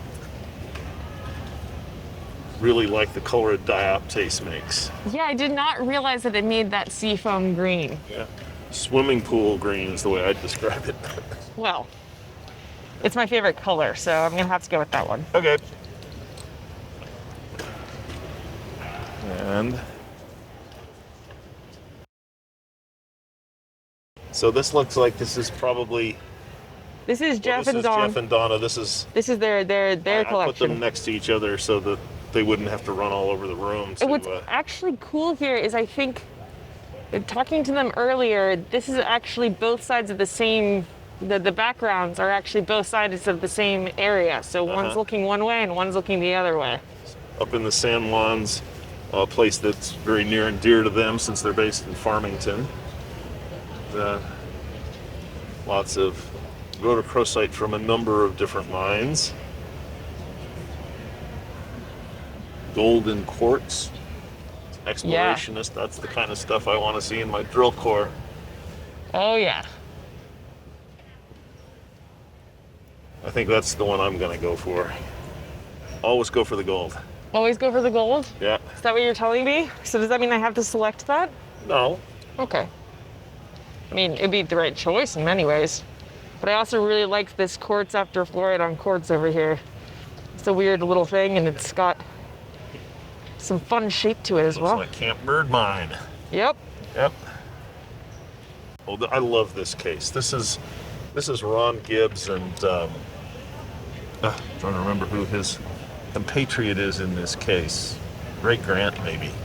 But just sort of tracking the history of the mineralogy of Arizona from William P. Blake's original publication through Guild and Galbraith and then Flagg, and then the various combinations of Anthony, Williams, Beddoe, Ray Grant, and now the new version that's just coming out in June with Ray and Ron and Harvey Young, Jan Rasmussen, and Stan Keith. A bunch of folks who've had a long history with minerals in Arizona, and as a wolfenite collector, you gotta take the wolfenite? Gotta take that Rowley. That's a wonderful piece. Well, I love the RA calcite. It's got great form. I love the way those bubbles are almost stacked on each other. Yep. And it turns out also one of them's a little... All three of those are the cover specimens. Yep. I love the little shell down in the bottom there. Yep. Oh, this is the Meieran Foundation. So they do a great job with their exhibits, and Annie Larkin and her friends down there, Dick Graham's daughter. Beautiful copper specimens from Bisbee, and then all of these artifacts from use of copper in the Americas long before the incursion of white people, and then into that the Spanish influence with the Catholic Church coming in with the conquistadors.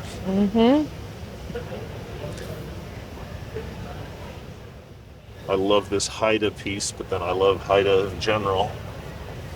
And this one as well with the copper bowl inset. But I think I'm going for that Ajo copper over there, that almost floral or branch-like, looks like a sprig of a pine tree that you hang on your door at Christmas time. Just put a little red bow on there, and then off you go. The shape on that is just gorgeous. Well, I really like the copper up from the 1400 level Dallas mine from Bisbee, and just sort of the airy effect that it has. That's also from the Graeme collection. From the Graeme collection, so no surprise there. Oh my gosh. Victor. He always just, I don't know how he does it. So this case is officially amazing. Yes. It says so right there on those certificates. So all three of these stones are in the Guinness Book of World Records. For most faceted scapolite. Yep. Largest 600 facets. He's got 3,051 on the spodumene. Oh, that's the carat weight of the spodumene. Largest cut spodumene, 3,051 carats. And 914 facets. And then this is the most faceted quartz. And 978 facets. And all of this, 2020, 2021, seems like he's been making good use of having some time and doing some fantastic work. He's really a remarkable faceter and comes up with some really ingenious cuts. Yeah, the cuts on the surface of this is just, I don't even know how to describe that shape. It's like a fractal almost. Yeah, I don't, do they have a name for it? It's Flower of Eternity. Flower of Eternity, Fragility of the Eternal, and the Golden Egg. So, a fun case, beautiful things, and how cool that he got them certified by the Guinness Book of World Records. Which one are you taking? Oh, I'm taking the spodumene. I really like the citrine. Indiana State Museum and Historic Sites. So Brought Indiana geodes. yeah, Nelson and Penny, and the famous Keokuk geodes. You know, a lot of these are some of the gateway specimens for people getting into minerals and geology. Well, and from a part of the world where this is about what they have to work with, and it's amazing some of the things that come out of those geodes. People dismiss them, but then you have them with really nice malarites and chalcedony replacing or coating nice sharp calcite crystals. And of course the Celestine. Celestite, excuse me. Yep. Well, I'm going to take them all right. Me too. And this is brought to us by Tellus.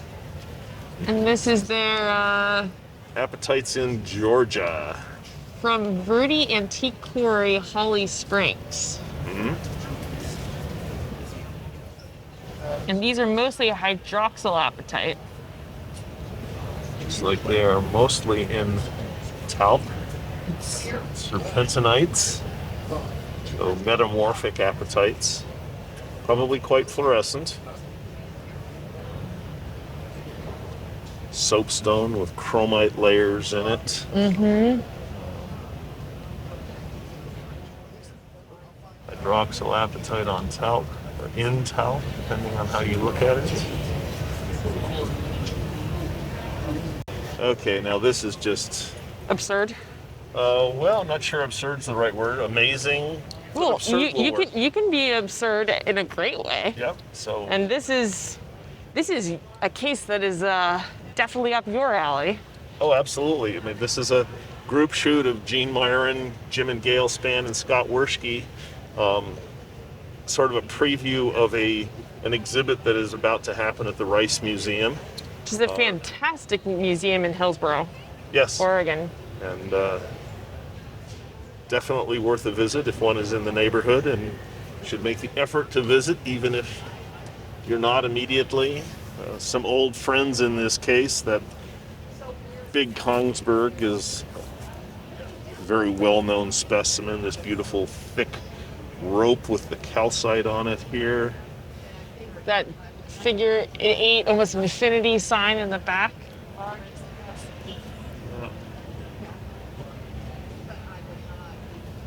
Oof. Nice little pyrargyrite there from Fresnillo. Mm-hmm. There Botopilus in there? No, there's no Botopilus in there. No Botopilus. Mm. But I'm just gonna claim mine before you get too busy here. I will take the Chanarcio silver to go with your Chanarcio Prusta. Yes, no, I think it would be perfect in my collection. It's cool. I love these feathers, and I like the piece. What are you going with? I think I'm going to go for this Kongsberg. I just love the shape of that rope. Oh. Nice, beefy, hefty rope. Plus that association. Yep. Oh. Different from a lot of the others. I mean, I love the others, but it's just different. Oh. And then this was the winner of the Betty and Clayton Gibson Memorial Award for the best institutional case. Mm-hmm. And this is from the Maine Museum, or the Maine Mineral and Gem Museum in Bethel, Maine.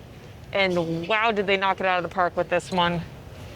There's 13 localities that have quality purple fluorapatites in Maine. And all the different habits and associations. And all of them within a couple of hour drive from the museum at the most. So Wow. all in the Maine pegmatite fields. The famous pulsifer, of course. But this case shows you that there is purple fluorapatite outside of pulsifer. Yeah. I really enjoyed this Georgetown cube piece with that zoning and the change of the habit as you move away from that purple. And it's got Center. great luster. If you move Oh. back and forth, you get really nice reflections off the faces. I think I'm going to go for a little larger. I'm going to go for the Greenwood quarry piece from Oxford County with the big, thick purples. Oh, Marvelous case. marvelous case. They did a great job. Well, it's a wonderful little museum. Well worth a visit. So it's interesting. Opposite sides of the country, small museums nestled in the countryside that are true gems and worth a visit. Oh, definitely. So here, Carnegie Museum of Natural History has brought us rock stars and their group Bs. That is an amazing Phoenix Bill piece right there up front. But I'm in love with the paramorphite from Zambia. I am too. Although I'm also in love with that fluorapatite from Brazil right there in the middle. That's pretty special too. Yeah, I think I'm taking the one from Zambia. I think I'm actually going to go for this paramorphite from the Kellogg. I turn it up 90 degrees, but that's the color that I love from that find. I remember walking into Harvey Gordon's room when he brought that lot out, and the whole room was that green. Oh my It was gosh. just amazing. That must have been mind-boggling. It was. And someone came along and bought the whole room, so it was gone very, very quickly. So this is the American Museum of Natural History. And they brought appetites as well. So these are things that, for one reason or another, didn't wind up on exhibit in the new gallery, which only has 5,000 specimens of their 200,000 objects on exhibit. Wow. And you recently wrote an article about that. Yes, it's coming out in a few weeks. I love the long pencil fluorapatite from Canada. Bancroft, yeah. And This Austrian fluorapatite. I love the way that it's sitting like that. Got a nice this is the geminess. first big Potosi, Bolivia fluorapatite that we've seen. So Cerro Rico, not surprising because we've seen the connection between tin and apatite, Right, as yeah. John pointed out on an earlier case. I think that's going to be my choice because of where it's from. Obviously it's a great piece, but because of where it's from, and Potosi is a really amazing deposit. Well, And you're going for the shark's teeth. obviously. No, I was actually saying that chloroapatite would span my collection, and I like the shape and the setup there. It's really nice geometry. So this is the Mineralogical and Geological Museum at Harvard University. Dope slapping us with the pulsifer. I mean, purple apatite. how do you? It's- It's just It's almost hard to look at anything else in the case because that is just so eye-grabbing. practically magnetic. The only question then is, well, I guess it's not really a question of which one to go for. It's just a question of how big your hands are and how many you can grab at once as you're working your way through. I gotta say, the specimen on matrix there, the way that those are set up, Yeah. just wow. But the depth of the color on the one on the left, that zoning that you almost see in there as well. But I'll take the matrix piece. Me too. We'll have to arm wrestle for it. Joan and Jesse. Yes, this is Joan and Jesse's case. Oh, So So this is their German fluorites that they wanted to share with us this year. Different from the theme, but definitely. You know what? How do you say no to a case like this? I never say no to a good locality case, good fluorites, and they definitely have good fluorites. I don't think I've ever seen so many good yellow fluorites in a single case in my life. We're here at this show where there's fantastic mimetites and pyromorphites and vanadianites that you get those yellow oranges, and yet this one might have the most pop in terms of that yellow brand. Well, I'm not going to argue with you, but I do love this purple octahedral kind of platey thing with the chalcopyrite on it. That's pretty special too. From the Czech Republic. Mm-hmm. I love this one with the barite? The fluorides with the little barite fan coming out in the middle there. Mm-hmm. So crisp. And that's from Annaberg. Erzgebirge, the Ore Mountains, Saxony, very famous locality. I think a significant number of these are from there. And then there's some nice ones from the Schwarzwald, the Black Forest. And look at the zoning in this one. It's from Group Clara. Multiple thin bands, beautiful color. The inky blue back over there in the corner. And then this one over here with just that huge, large crystal, and you can peer straight down it. It's so gemmy. It's actually the same mine as that same one mine. There. Just but slightly a single distorted crystal, slightly elongated. Mm-hmm. Tough choices in this case. Oh, that's right. We have to choose. Yes. Trouble is, Joan and Jesse know where we live, so they'll come and get it back.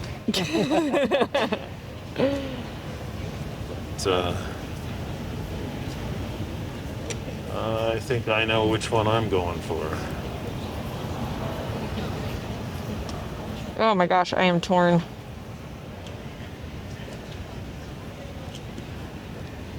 Cute little twin down there on the end.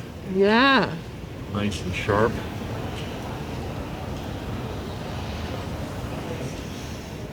That one's got such nice corners on it. The color. The color is just absurd, and the gemminess.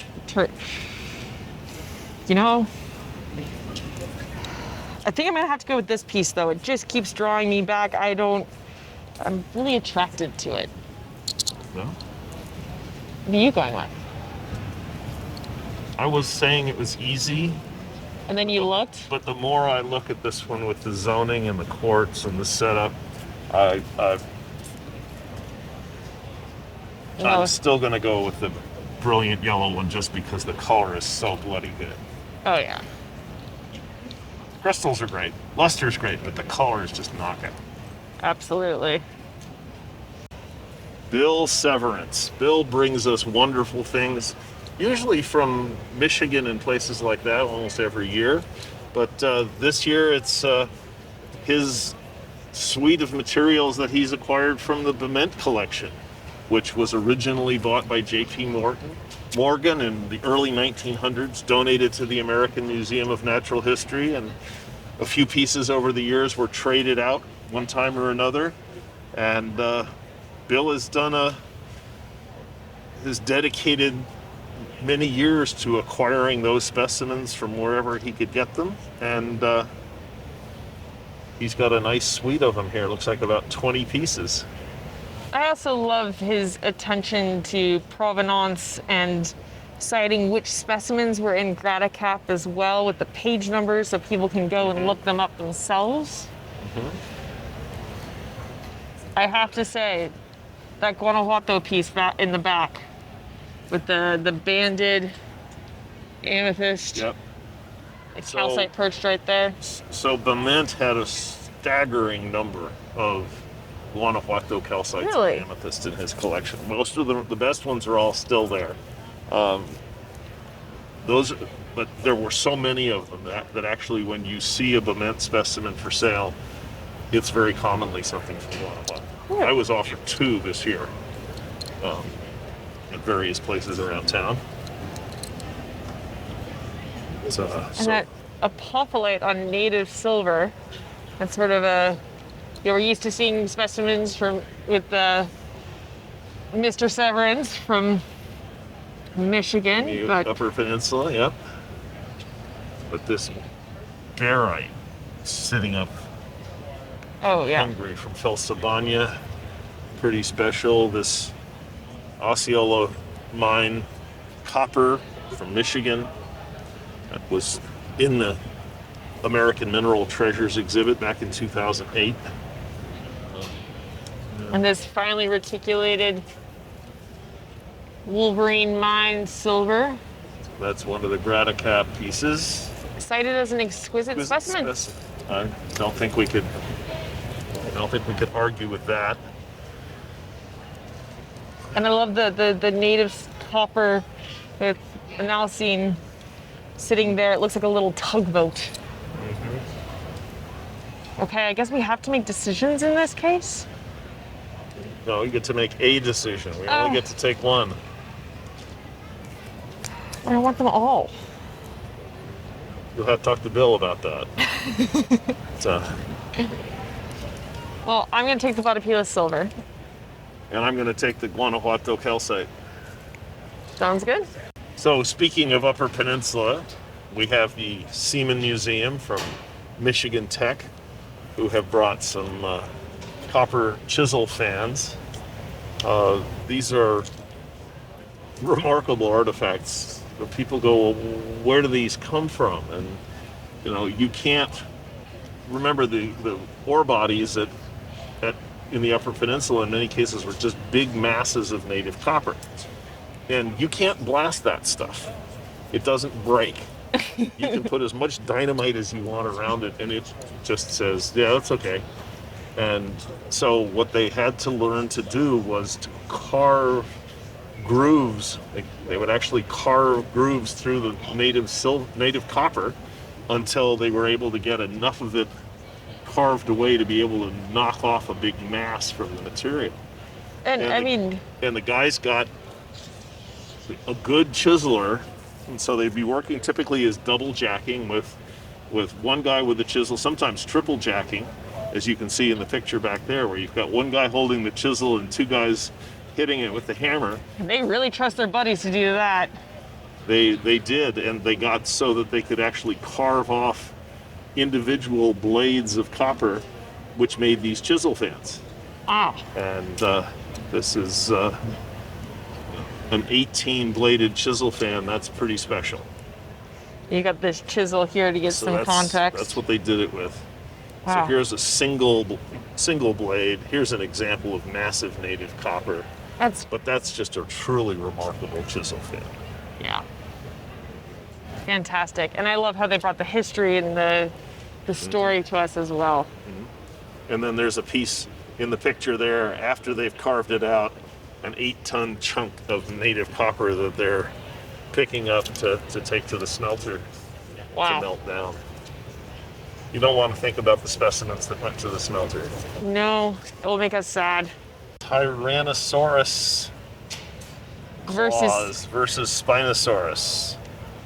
So these are Those are really big. Yeah, you wouldn't want one of these guys unhappy with you and coming after you. If they want to eat you, they're going to catch you. Yeah. And so the face-off that never happened. They were separated by 10 million years, and they were in two different continents. So you're saying the dinosaur movies aren't accurate? I would never say such a thing. Dinosaur movies are just lots of fun. So, Phil Richardson case from Nanisivik, Baffin Island. Which is just a crazy remote location and difficult terrain. It is, well above the Arctic Circle. Was quite a successful mine. Produced lots of sulfides.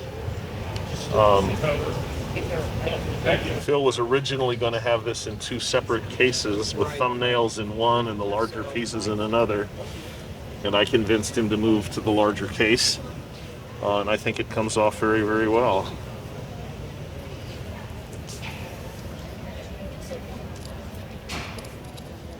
He's a locality collector's locality collector. Oh, yeah. And he loves sulfides. This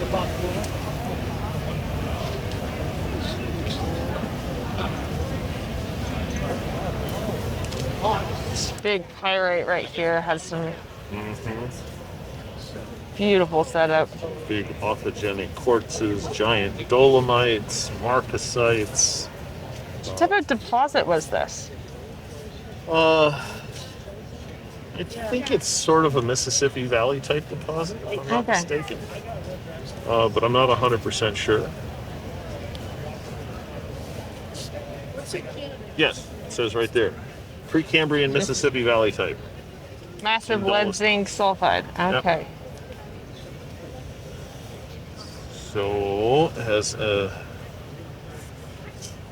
And all the mineralized bugs were completely filled with ice. That is wild. It's the best packing material you could ask for.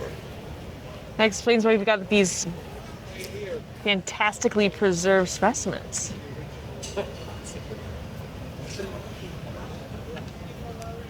So which one are you picking? You know, I think I'm going to go with this pyrite on pyrite after marcasite just because of how similar it is to the pyrite after pyrrhotite that I love. And nice to have one in contrast. Oh, yeah.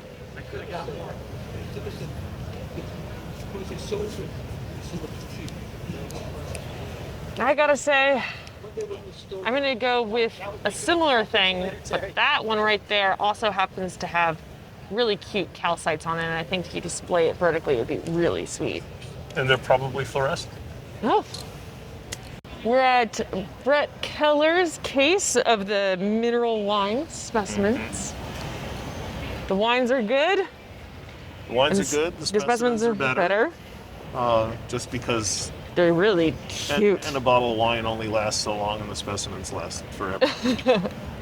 But it's fun to be able to pick out the specimen and match it to the wine label, like the little amethyst here that goes with the Malbec back over there, and the dioptase that goes with the Syrah, and the Petite Syrah that goes with the rhodochrosite, wolfenite with the Tempranillo.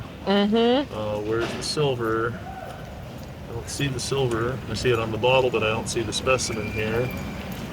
Pentagonite is not here either. No, but that's very fragile, so I could see that. Yep. So Brett has a really good eye for miniatures and color. Obviously, he plays to his strength in the back with his suite of bonitoites, which he's well known for being in love with. He is definitely part of the Blue Triangle cult. The cult of the Blue Triangle, absolutely. So, all right, which one are you picking? Oh, this is a tough choice. I know. Maybe I'll just take all the wine. It's not an option. No, I'm going to go for the manganelline apatite from Abuela. It's a cutie. I need another one of those. Obviously. How can you not? I absolutely adore his rhodochrosite. And I like Petite Syrah, so it's a good combination if I can take both. I think maybe we can bend the rules since the wine isn't technically a specimen. Oh, okay. Sounds good. The Lavorkians. Kyle Kevorkian and Will Enrica Larson bringing us their minis. You know, they're well known for their thumbnails, and now they've got their miniature specimens on display as well. I gotta say, this is a case of a lot of specimens that would be very pretty in my collection. Really choice pieces, very well selected.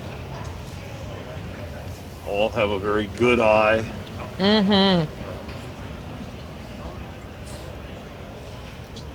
Tanzanite there has got just great color as you work your way around. As you look sideways, it goes from the purple to the blue. The setup on that red barrel is about as good as you could ask for. Oh, yeah. And those little Madagascar amethyst scepters, the way that they're just true gemmy, bright purple with that sparkle of that lower portion. And the pyrargyrite from Fresnillo. I like that piece. This Russian scheelite is pretty special. Orange, stacked octahedra.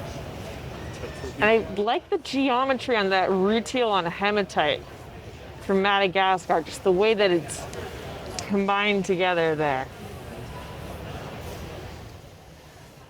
And there's a pretty nice Milpias azurite back there next to that emerald. And The Legrandite. yeah, I like that Legrandite a lot. And the pyromorphite is lovely.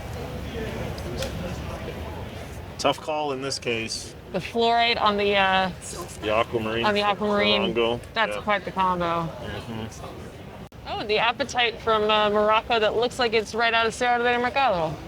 Yep. It does indeed.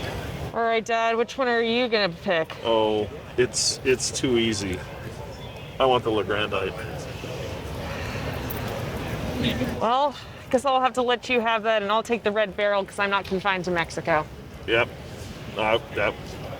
That's a stunner. Yeah, it is indeed.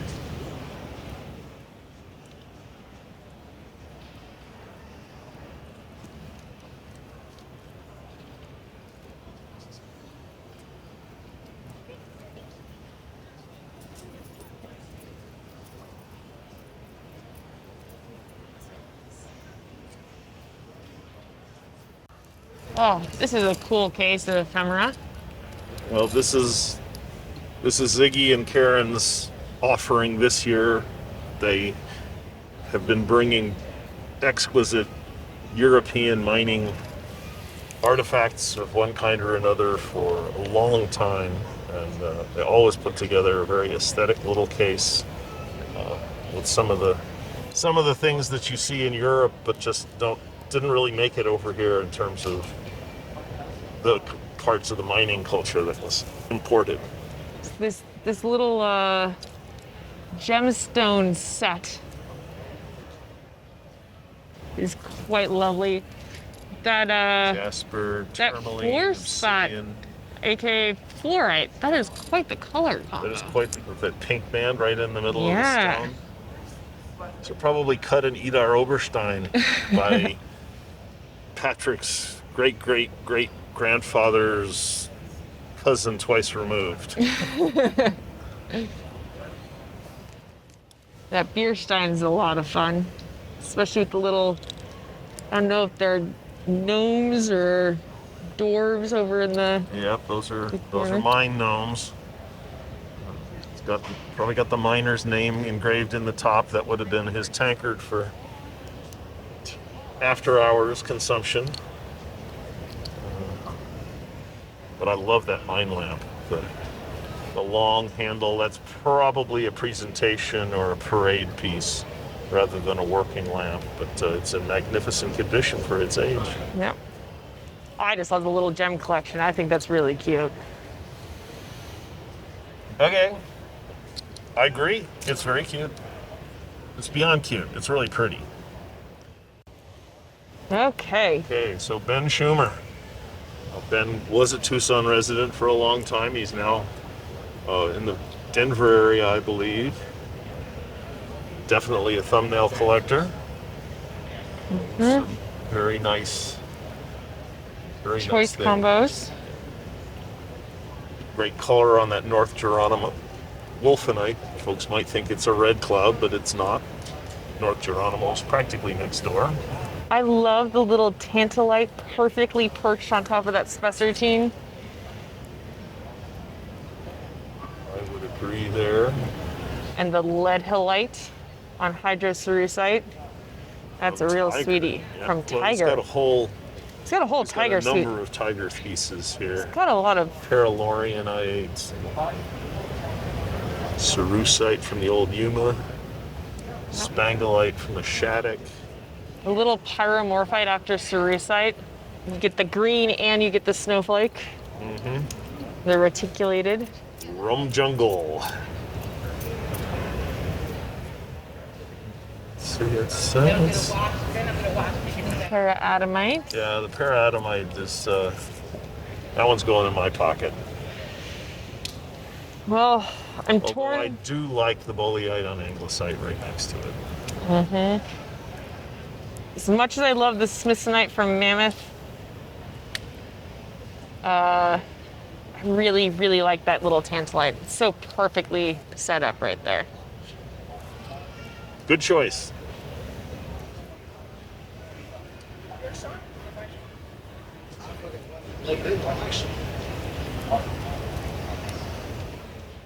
Weird combo too.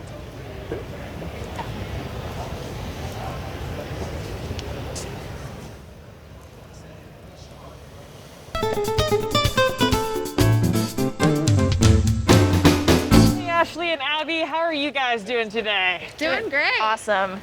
Well, it's great to see you guys at the Tucson Gem Mineral Show, and especially here at this exhibit that you guys, the Smith Squad put in. Tell us about what's going on. Yeah. First of all, let's say the rest of the Smith Squad that's not here. Yeah. Yeah, so we are 2 among 6 actually. So it's Abby and myself, and then we've also got Martina, Mary, Allie, and Nicole. So one thing that we're super proud of, aside from the great specimens that I humbly think we're able to put in, is that we are so excited to be a group of 6 women doing a case for the main show. How did you guys come together? How did the Smith Squad form? Well, it started on social media, actually.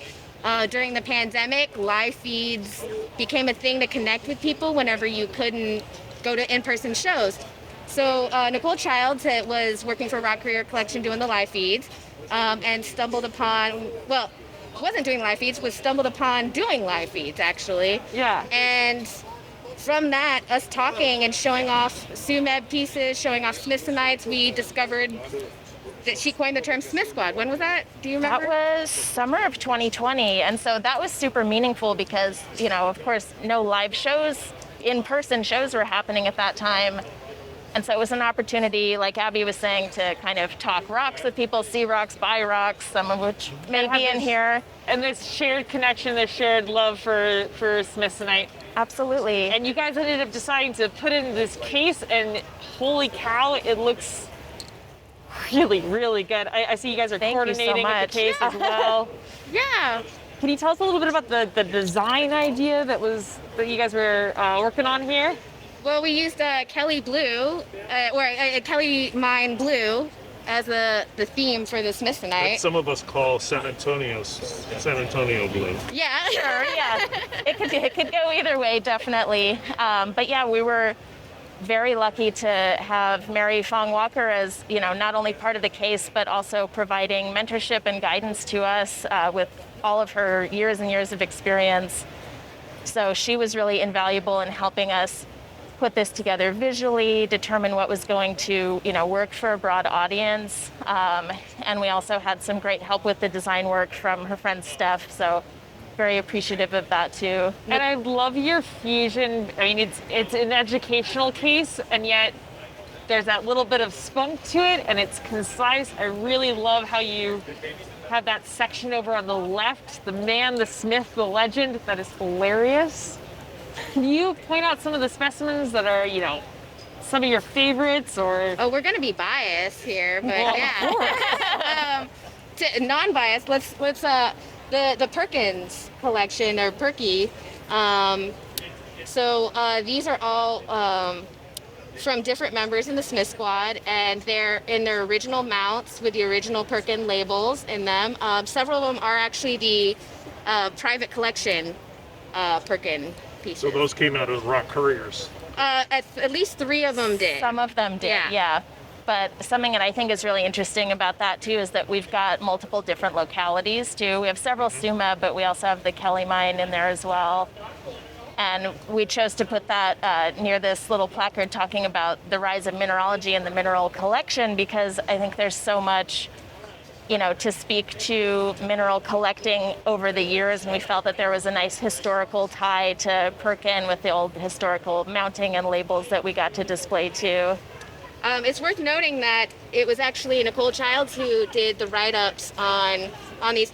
There are longer versions of it too, like on the Discovery We have a QR code. It's purely educational, no sales or anything. It takes you to the page. It tells you more about both James Smithson and about how calamine became Smithsonite when they had discovered that the 3 different species. Very cool. And for those who don't know, Smithson is what the Smithsonian's named after. Yes. Yeah. So a pretty big figure in the community, as in the history of mineral collecting, as it were. I gotta say, I love your pink Smithsonite, Ashley. I love my pink Smithsonite as well. Thank you. It is a favorite that absolutely had to be in the case. I feel like, people often ask us, why do we love Smithsonite? What's the deal with Smithsonite? Why is it so great? Took the words out of my mouth. Yeah. Well, one of the things among many is the color, the variety of colors. We've got this super saturated, bright pink and bright green and bright blue, and also everything in between. Gray, white, earth tones, in addition to, all of the various localities all over the world, the different habits that it comes in. I feel like, we have Ashley's mostly over there, the rough and cut section as well. Most people probably don't look at faceted Smithsonites, but that's a nice little example of different colors from different localities. Do you have a favorite? Oh, my favorite is probably the pink one over there as well, actually, that El Refugio Mine one. I feel like I bought those 2 specimens separately, the specimen and the faceted gem, and I feel like they match so perfectly, and it just makes me so happy to look at them together. Yeah. So whose is the Smithsonite after calcite from the San Antonio one? That one is mine as well. I said this is a Peter rock. Peter will enjoy this. Oh, yeah. I love that one. Now, you guys have some great stuff, and I love the Sumid material that Martina brought to it, and the way that you guys have really, fused everything together with this interconnectedness for your love for Smithsonite, and how it's brought you guys together. And I love that it's, a whole bunch of women that have put this together. Collab cases are really hard, and especially when you're getting support from someone who knows what they're doing. Yes. I was lucky enough to have, Mary as my mentor for exhibits, and this looks really good. Mutual mentorship here. Yeah, Mary forever. It's been really helpful. It's building a confidence for the next generation of collectors to learn what you're supposed to do to put in a case. This is the second case that both me and Ashley have done, but every time you do it, you discover more things that you need to know, that you needed to do, that you should have thought about ahead of time. And I don't think we could have done it without Mary. Definitely. And I gotta say, if this is take 2 of display cases, I'm really looking forward to what you guys do next, because You're never holy getting cow. off the invite list. All right. Well, thank you. Thank you. Yeah, I appreciate it. And with the experience, hopefully as we move forward, we'll be able to help bring in other people as well. And I think that's something that's so valuable too. So what's the story with the little books? Ashley had those made for us.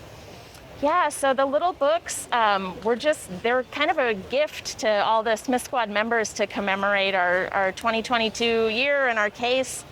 And it's a little bit hard to see, but each page is actually a printed photo of one of our specimens. So they're all specimens that belong to us, a lot of them that are actually in the cases. Then we got our cool guy, Smithson, on the front page as well. It's a version of that photo. But it's just a little memento that contains some of our favorite rocks in it. So what was the press run? The press run was only 6, so it's incredibly limited. You're probably not going to find one. These are going to be serious mineral ephemera. Yeah, instant collector's items. Yeah, so whenever it's not going until we sell all of our collections, maybe after we pass away or something. But yeah, it's very, it's been fun because part of the way that this had come about was us messaging each other during the pandemic, saying, look at what I got, here's a picture. And we just kept doing that individually amongst our group until we finally made a group message and we called it Smith Squad at the top. And just from there, we'd been sharing. People laughed when I tried to show them a picture, and they're like, you guys have shared over 300 photos. And I go, yeah. Sounds right. there's a lot of really good Smithsonites out there. That sounds like a good start. Definitely. Well, Yeah. thank you again, guys, for sharing this case with us. Seriously looking forward to whatever you guys come up with next. And this case dazzled us. Thank you so much for the opportunity, Peter. Looking forward. Did you lose? Are you missing a Smithson? Do we have another? My button has gone AWOL. I've We'll got get you another. another one. Thank you so Not much to for worry. the button. Had a lot of people going, what's that? Yeah. Here, I've got another. You may have this one. Okay. Yeah, we're gonna get you that button back. This is an important Speaking part. of that picture that's on that button, we have to give props to Jolion at Mindat for making that an Easter egg in the show. If you checked out mindat.org on, was it the opening Thursday, day, the TGMS, opening day, yeah. James Smithson with the glasses was photo of the day. Yes. Well, I gotta say, I love it. I love the spunk. I love the fact that we've got a new vibe coming in. And Educational with an attitude. Yes. there we go. Love it. Look forward to seeing it again. And thank you guys so much for your time. Yeah, thank you. Gawan, how are you today? Hey, Lauren. I'm good. Good to see you. How are you Good doing? to see you. Well, you know, it's kind of hard to have a bad day at the Tucson Gem Mineral Show, Yep. at the main show, and YMC's back with another pod. Yes, we are. So, tell me about what's going on with this year's group case. Yeah, so this year, like every year, we try to keep our group display in line with the TGMS theme. So we are doing the Apatite Supergroup, and we have 28 collectors represented here from all over the world. Obviously, you know, most people are in the US who ship stuff to us, but we actually have quite a few international members represented here as well. From Asia, from Europe, from Australia even.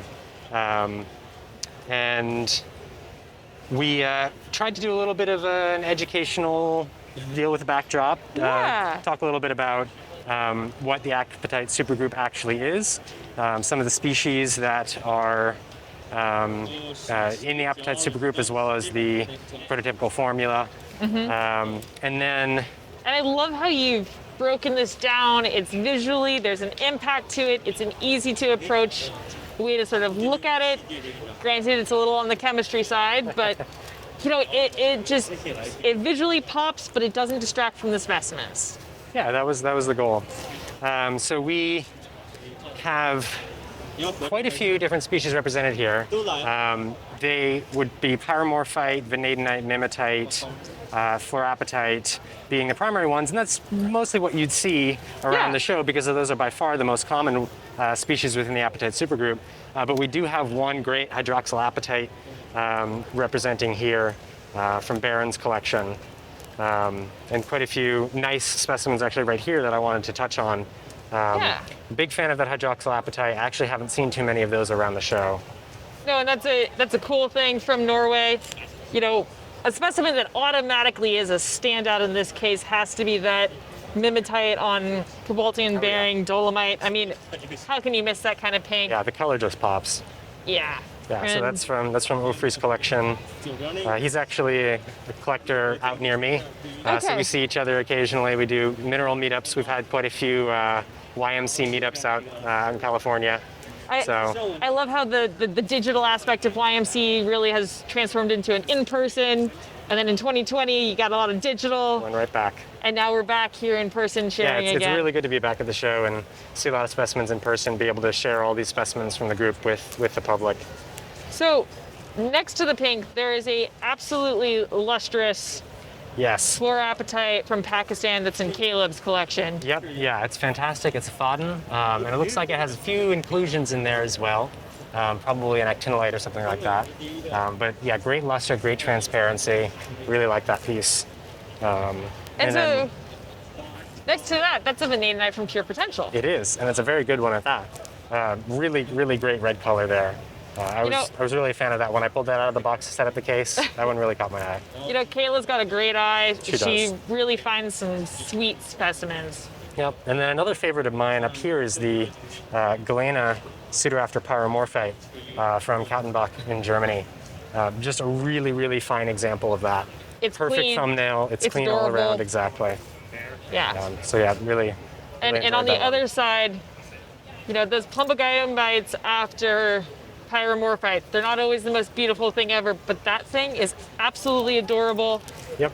And, Yeah, John always selects, that's in Jonathan Yau's collection, he always selects very choice specimens.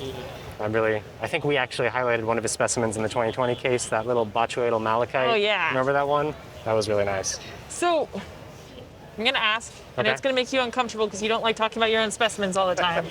But between those two pieces, what the hell is going on with that pyromorphite? Because that's not just pyromorphite, Gawan. Yes, that is a weird one. So, I stumbled on that piece a couple of years ago and fell in love with it as soon as I saw it because I love weird minerals, combo specimens. This thing, I'm not 100% sure what's going on with it. I'll give you that. But you have the pyromorphite, the green there, obviously. You have the brownish crystals. Those are just inclusions with iron oxides. Still also pyromorphite. There's that weird structure right in the center, which is some kind of what I expect to be a silica boxwork of some sort, some kind of pseudomorph. And then there's the blue stuff, and that's the real mystery. That's the mystery. And I don't know what it is. I haven't had a chance to get it tested yet, but I do need to bring it in for some Raman spectroscopy. Yeah, we should get that figured out. My best guess is that it's chrysocolla, but I'm not entirely sure. So it could be any number of things. Well, I love how you have this weird assemblage and it comes together and it's got a big pop. How many different localities of fluorapatite are in here? Because I am noticing. We do have a lot. I think we counted 14 different localities. Holy cow! Which is quite a lot to be represented here. We've got really cool stuff like this Italian fluorapatite down here from Caleb's collection. Just really, really perfect crystal there. And then we have quite a few specimens from Golconda, as I was expecting. Yeah. But some interesting variety. We have this kind of pinkish one here, and then quite a few purples and blues. And then a real blue from your case. Yeah. Some interesting things over here, like the Pea Ridge Mine, Missouri, from Forrest and Ashton's collection. These are not that common, and I had a Missouri collection at one point, and this is a specimen that I never got around to actually adding to it before I stopped collecting Missouri. But I always enjoyed them. It's cool to see that represented here. And you see those calcites and you go, wow. That's not the fluorapatite. And then you see the fluorapatite hiding under there and you go, okay, that's cool. Yeah. And then we've also got this Panascara fluorapatite. Yeah, so. But it's also got topaz on it? Yeah, which is really unusual for Panascara. So we have the fluorapatite, we have the fluorite there, and then we have a little bit of topaz as well. And I really love the kind of the color zoning on those fluorapatite crystals. You have the 3 different colors there. It's just really choice, very lustrous. And Hideaki sent that all the way from Japan. Wow. So really fantastic to have that represented, that specimen along with another of his over there. So we're always really excited to see international members and their specimens on display here. Yeah. Well, I love it. I love the case. Before we go, oh yeah, that's a cool thing. I like the pseudos that are in here as well. I mean, we've got this little disclosite after vanadinite from Valentine. Yep, Valentine's another one of our international members from France. Yeah. So he's able to have that specimen on display here, and that's a cool thing. You don't see those around too often. Nope. And that's what I love about this group is everyone's got different interests and different drives and inspirations, and yet it all comes together and the team made it happen and made it look good. And no, I think I really appreciate the opportunity to give people the venue to display their specimens. Even if they can't come to put in one of the collector spotlights that we also facilitate, they can have a specimen or two on display in the public. And that, I don't know, when we first exhibited in 2018, that was so cool to see everything on display. So it's really kind of close to home to make that opportunity available to other people who can't even attend the show necessarily. So, well, I love it. I obviously love YMC, and thanks for taking the time today to talk about the case. Awesome. Thanks, Lauren.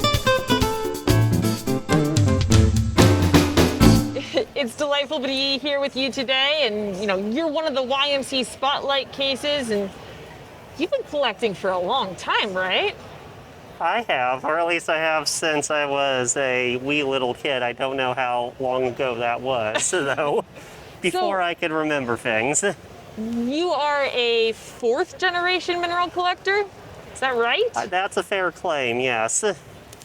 So you grew up infused in minerals, and this was something that was a passion as you came up in life. Are there any of these specimens that you're displaying today that have sentimental stories or important stories to you?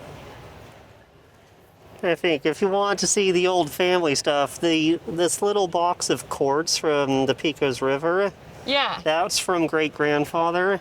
Wow. That's one of our older ones, and he collected a lot of them. Well, they're fun to collect. They are. They're also fun to take a look at and hold in one's hand. And, have you done a lot of self-collecting as well? I've done some, but mostly I've been relying on mineral shows or trusted dealers. Oh, yeah, that's an important factor. It's Quite hard to go so. out there. I love the number of Mexican minerals that you have in here, especially that little anhydrite. It's just, when those are good and they've got that great form and that pale blue color, they can really stand out. What's the focus on your collection? I would say the focus, to the extent which there is one Western United States, but what that really means is there's 2 that catch my eye, one from China, one from Arizona. The Arizona one wins. Got it, okay. So a semi-focus, a straining process, as it were, to Indeed. filter out a little bit. I have to say, this colemanite down here is absolutely adorable, especially because it's actually gemmy still and translucent. And I like the way that pops in here. See that? That's one of my favorite miniatures right there. Yeah. Another one I really like is the ferberite over there. Because it doesn't matter what light you have it in, it's always shining. There you go. When it's got good luster, it's got good luster. Indeed.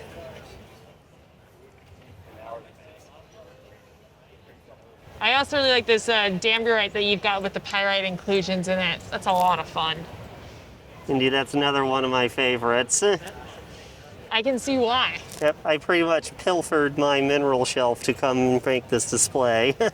Well, when you've done a fantastic job. The specimens that you brought here to us in Tucson, all the way from Huntington Beach, California. Okay, well, not too far relative to others. But still, thank you so much for bringing this, for pilfering your case as it was, and bringing us some highlights and some history, and really looking forward to seeing you over the years here at this show and as part of the mineral community. And thank you for taking the time today to speak with us. You're very welcome. All right, Tom, hi, how are you today? Hey, I'm good. How are you? I am so good, especially being here at the main show and getting to see some of the spotlight cases from the YMC display. And you're one of the spotlights this year, and I'm really looking forward to talking to you about your case. Yeah, sure. Let's do that. So, for those who don't know you, can you kind of introduce yourself a little? Who you are, how you got started collecting? Well, I'm a Chinese mineral collector, and well, honestly, I don't know how I really get started, but when I'm just looking at those beauties from nature, I just feel that, oh God, I have to be a collector, and I really love them. So usually, when people asking me how I get into the mineral world, I just said, probably that's the gift from God. Yeah, and to build on that, you're now a student here at the University of Arizona. Yes. Yes. And is this your first time displaying at the Tucson Gem Mineral Show? Yes. This is just one of my dreams. And it is my first time to have my own showcase in the main show, which is also my dream. That's my first year came here in 2020. I just dreamed that if I can have a showcase that display my personal collection, that will be probably the world's greatest thing for me. And And you didn't just put in a showcase, you put in a truly spectacular showcase, and I would love to talk about some of the specimens in here. So, for starters, one of the pieces that really pops out is this rhodochrosite in the top corner. Can you tell me about this? Yeah, that's pretty meaningful to me. When I first saw that was during Rob Lawensky's symposium in 2018. And it was just impressive. Because as a Chinese collector, I know I'm very familiar with the Tongbei garnet mine. And I've never seen this kind of association. And as a geology student, I know the rhodochrosite is very rare in pigmentite and granite. Yeah. So it just shocked me. And last year, Rob just gave it to me as my 20th birthday gift, which is impressive, you know. And you know, one of the things that I really appreciate is you've had some incredible mentors. You've had people, because your enthusiasm for mineral collecting is truly your enthusiasm for mineral collecting is contagious, and you've really spread the love for the specimens. And you know, people like my dad have really enjoyed getting to know you. Yes. And Jean Meieran as well. And you have a specimen in here, this calcite and malachite, that looks like it's straight out of Sumab. Yes. When people say that, people will say that's probably from Sumab mine, but actually it's from China, from Leiping mine. And it's just unbelievable. It is just unbelievable for me. Because when I first saw that, I will say that's from Sumab. But it is a Chinese. And this is probably the only one found from the mine.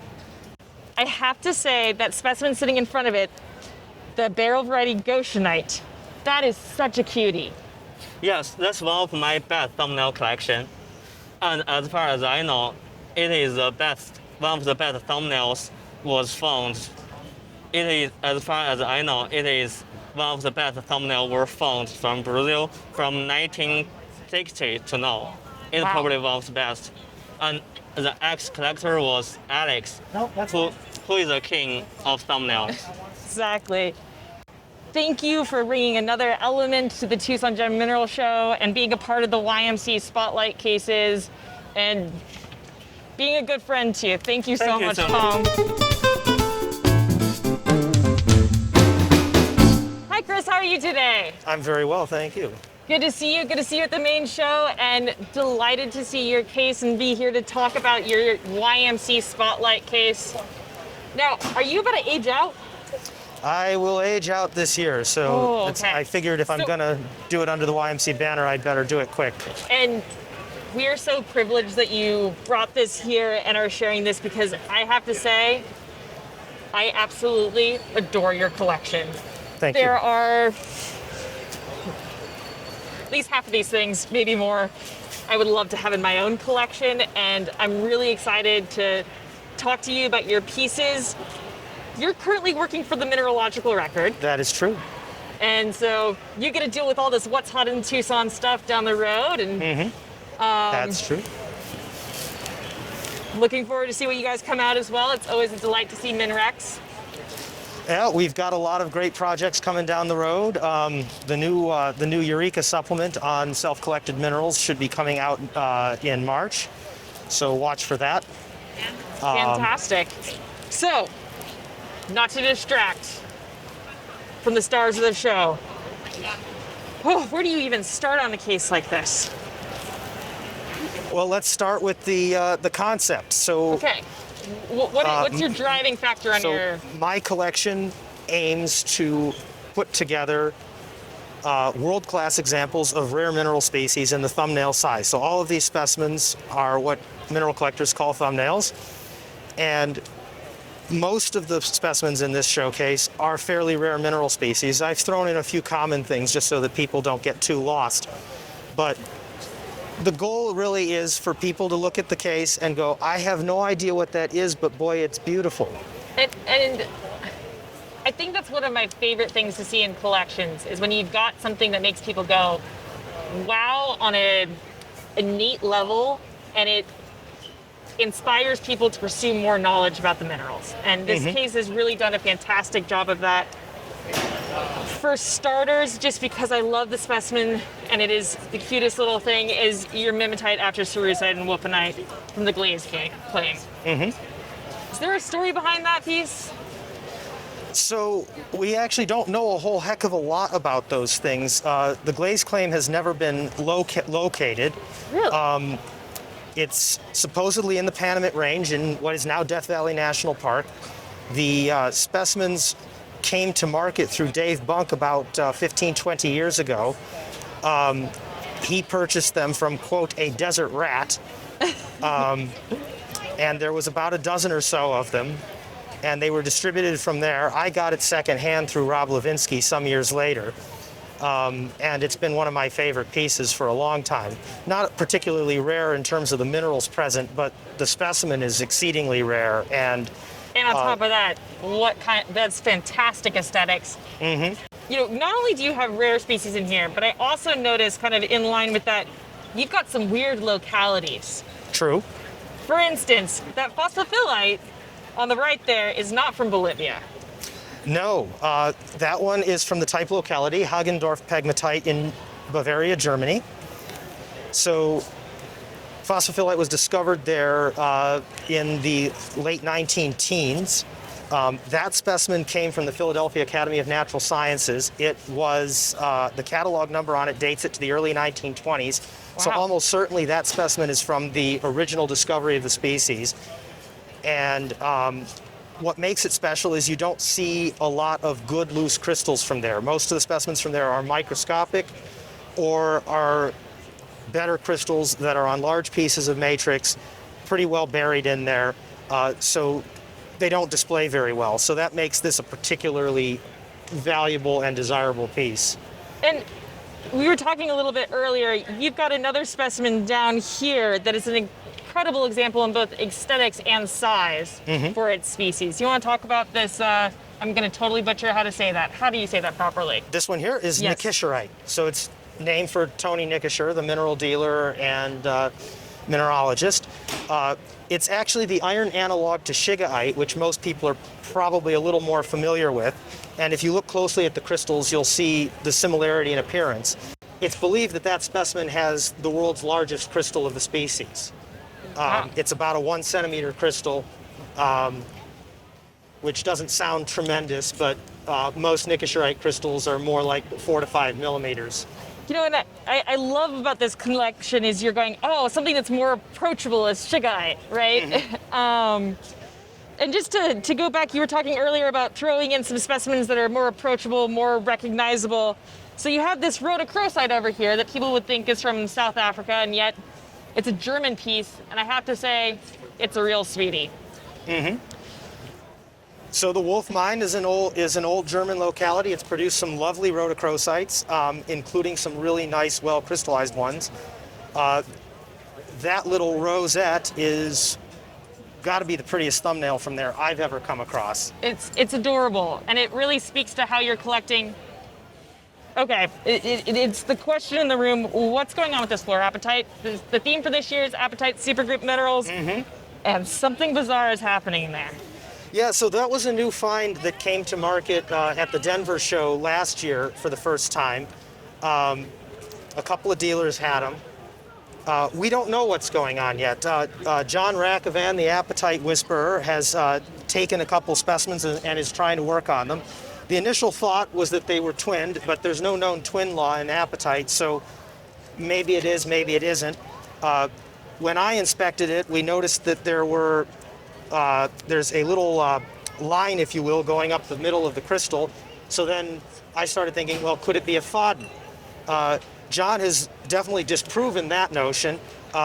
What looks like a line in there is actually a thin tube, and that tube is actually lined with crystals of an unidentified mineral. So there was some pre-existing mineral there that the apatite grew over that then dissolved, leaving an open space that has now been filled with yet something else.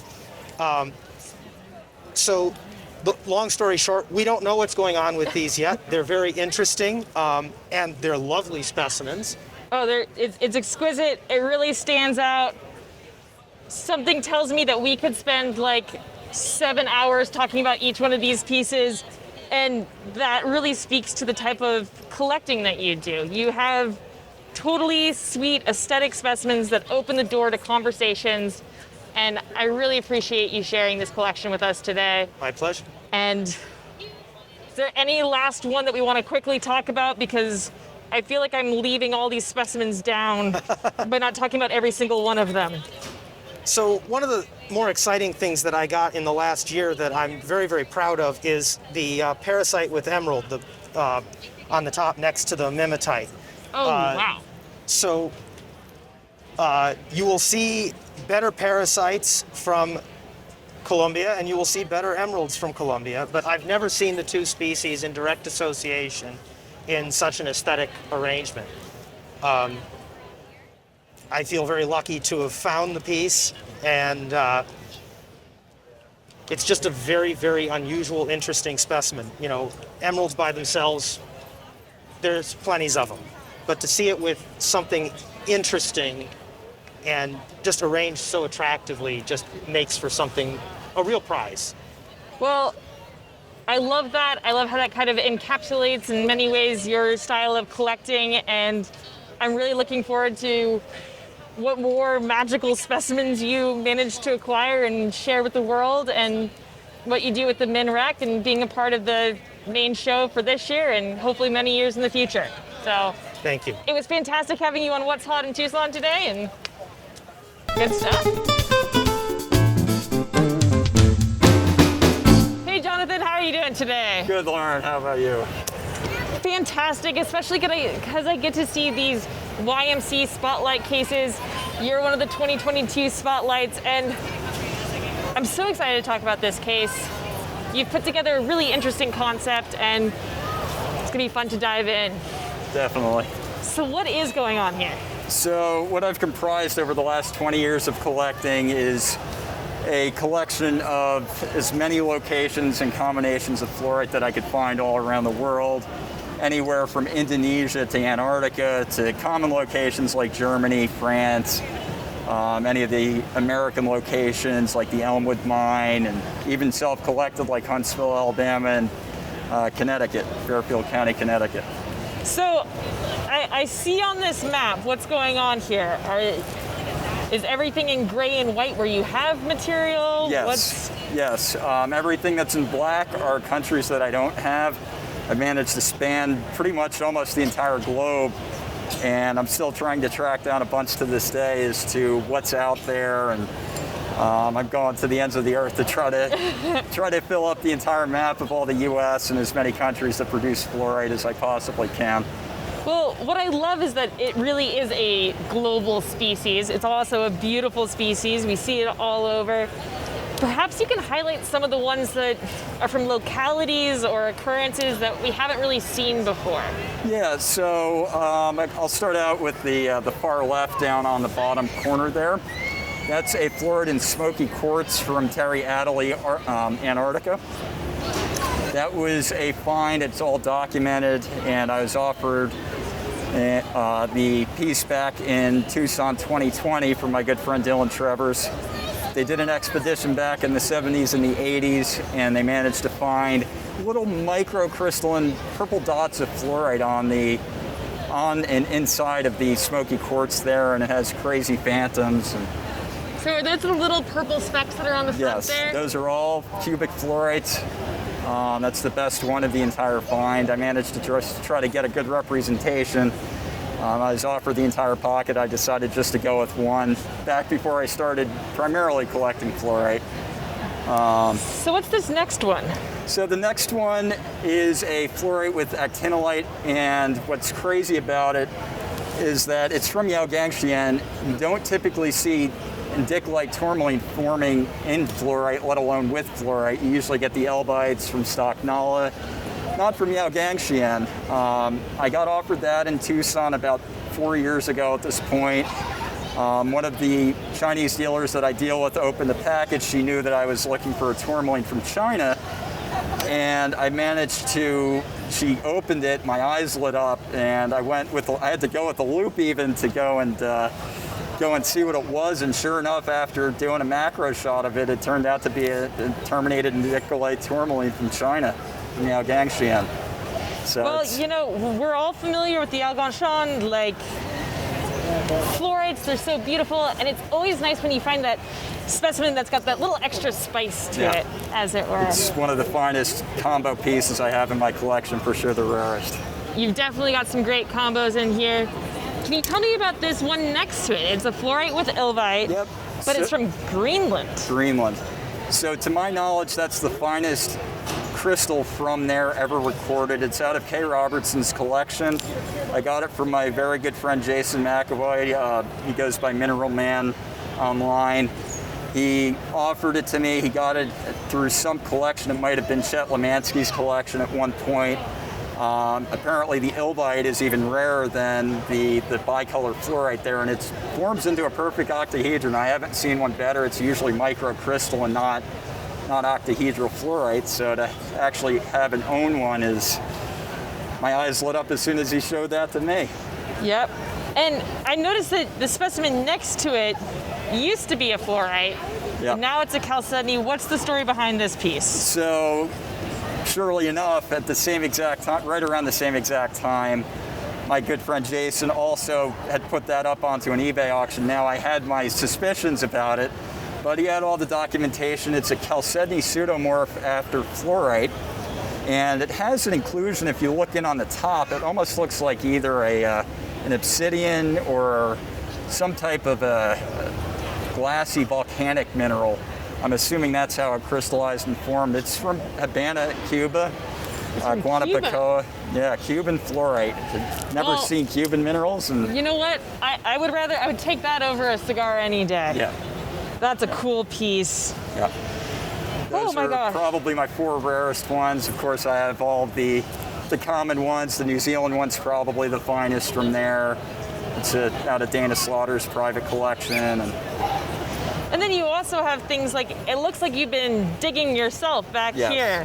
What's the story behind that piece? So with that piece, my good friend Gabe Ward showed up to the main show. I had first met him. I knew of him. I met him randomly at the main show here 3 years ago. And I got to talking to him, and I told him about my addiction to fluorite, and he said there's fluorite down in Alabama. So surely enough, I go down and collect with him, and I've been down there 3 times already, and I managed to pull that one out. You're digging pretty much into road scree. They pull it out of the mines and dump it into the road scree, so you're just kind of walking along, and surely enough, that was covered in bitumen and cleaned it up right before the show just for the display, and it's really super glassy right there, and it's probably one of the finest to ever come from Alabama in Huntsville. You know, I love the connections that each one of these specimens represent. You know, for you, they're not only an example of where they came from a distant place, but also the friendships and relationships that you've made in this community so that you can acquire them from all over the world. Well, Jonathan, this has been really great, and I super enjoy it, and I'm looking forward to seeing what you come up with next and where the next weird locality and association you pull out is. I have a few that are coming down the pipe that I know of. It's just finding them and building these connections and trying to add on more. Well, fantastic, and thank you for being a part of the YMC Spotlight and spending some time with What's Hot in Tucson today. Definitely. It's my first time. I can't wait to do it again. There we go. So, I hear congratulations are in order. Yes, this morning I proposed to my beautiful girlfriend over there, Elena. She doesn't want to be shown on camera. I had started talking to her right before the Denver show of last year, and then even through the mineral community, I built relationships where they knew that I was struggling in dating life.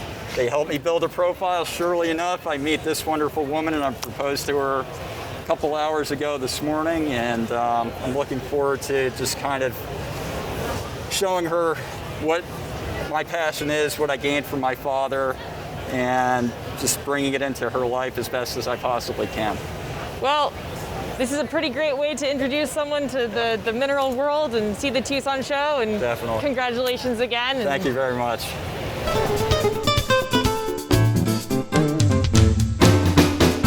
Well, we're at the show that glows, and now we get to go and hang out in the part that's glowing. I mean, this is probably one of the greatest displays, if not the greatest displays. This is probably the largest assembly of fluorescent mineral exhibits that's ever been put together. And it is amazing to watch people come out of this room just totally. Their eyes are like this, and that's not just because they've been in the dark for 20 minutes, it's because they've been seeing these amazing fluorescent minerals, all brought together in celebration of the 50-year anniversary of the Fluorescent Mineral Society. We did their 25th anniversary show 26 years ago, because this has been delayed a year by COVID, and that was incredibly popular. And it looks like, from what I'm seeing and what I'm hearing, this year's is at least as popular. Oh yeah, and you know, the amount of work that the organizers behind this put in, I mean, holy cow, putting this together, getting this set up so that people can really see the specimens. Multiple years in organizing and figuring out who was going to bring what, so there wasn't too much overlap, and covering more than just Franklin. Although Franklin is very well represented, there's a lot more here than Franklin. Well, should we go in? Yeah, we got to go in. We're going to have to give our eyes a minute or so to decompress or get used to the dark. And Brian's camera probably needs a little time to do that too. Gotcha. I think it's hot.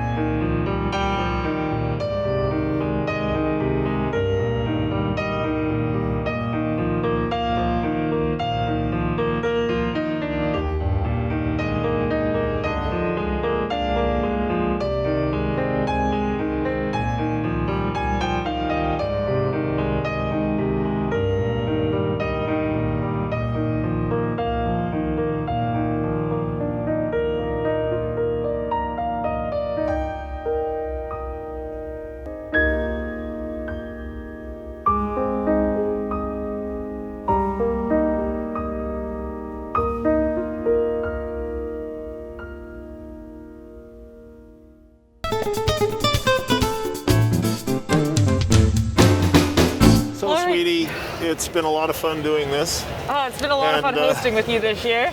It has been, and you know, we sort of do have to show off this year's Tucson poster, celebrating the Apatite supergroup. And fluorescence. 'Cause And the show that fluorescence, glows. yeah. But with this magnificent little toenail or miniature. It's a miniature. It's a miniature. And it's in your collection. It is. I am really lucky to own this specimen, and I have to say, when I found out that this was the poster specimen, I definitely let out a little screech, and it feels special being a part of this community, growing up in the midst of TGMS, and having a specimen that's the poster specimen, and it feels amazing. And you know, well, I was really surprised because Jeff Scoville calls me up and says, I need 4 or 5 Cerro de Mercado apatites to shoot for possible poster things. I'm shooting a bunch of apatites. Can you bring them by? And so I did, and he took them off to Phoenix.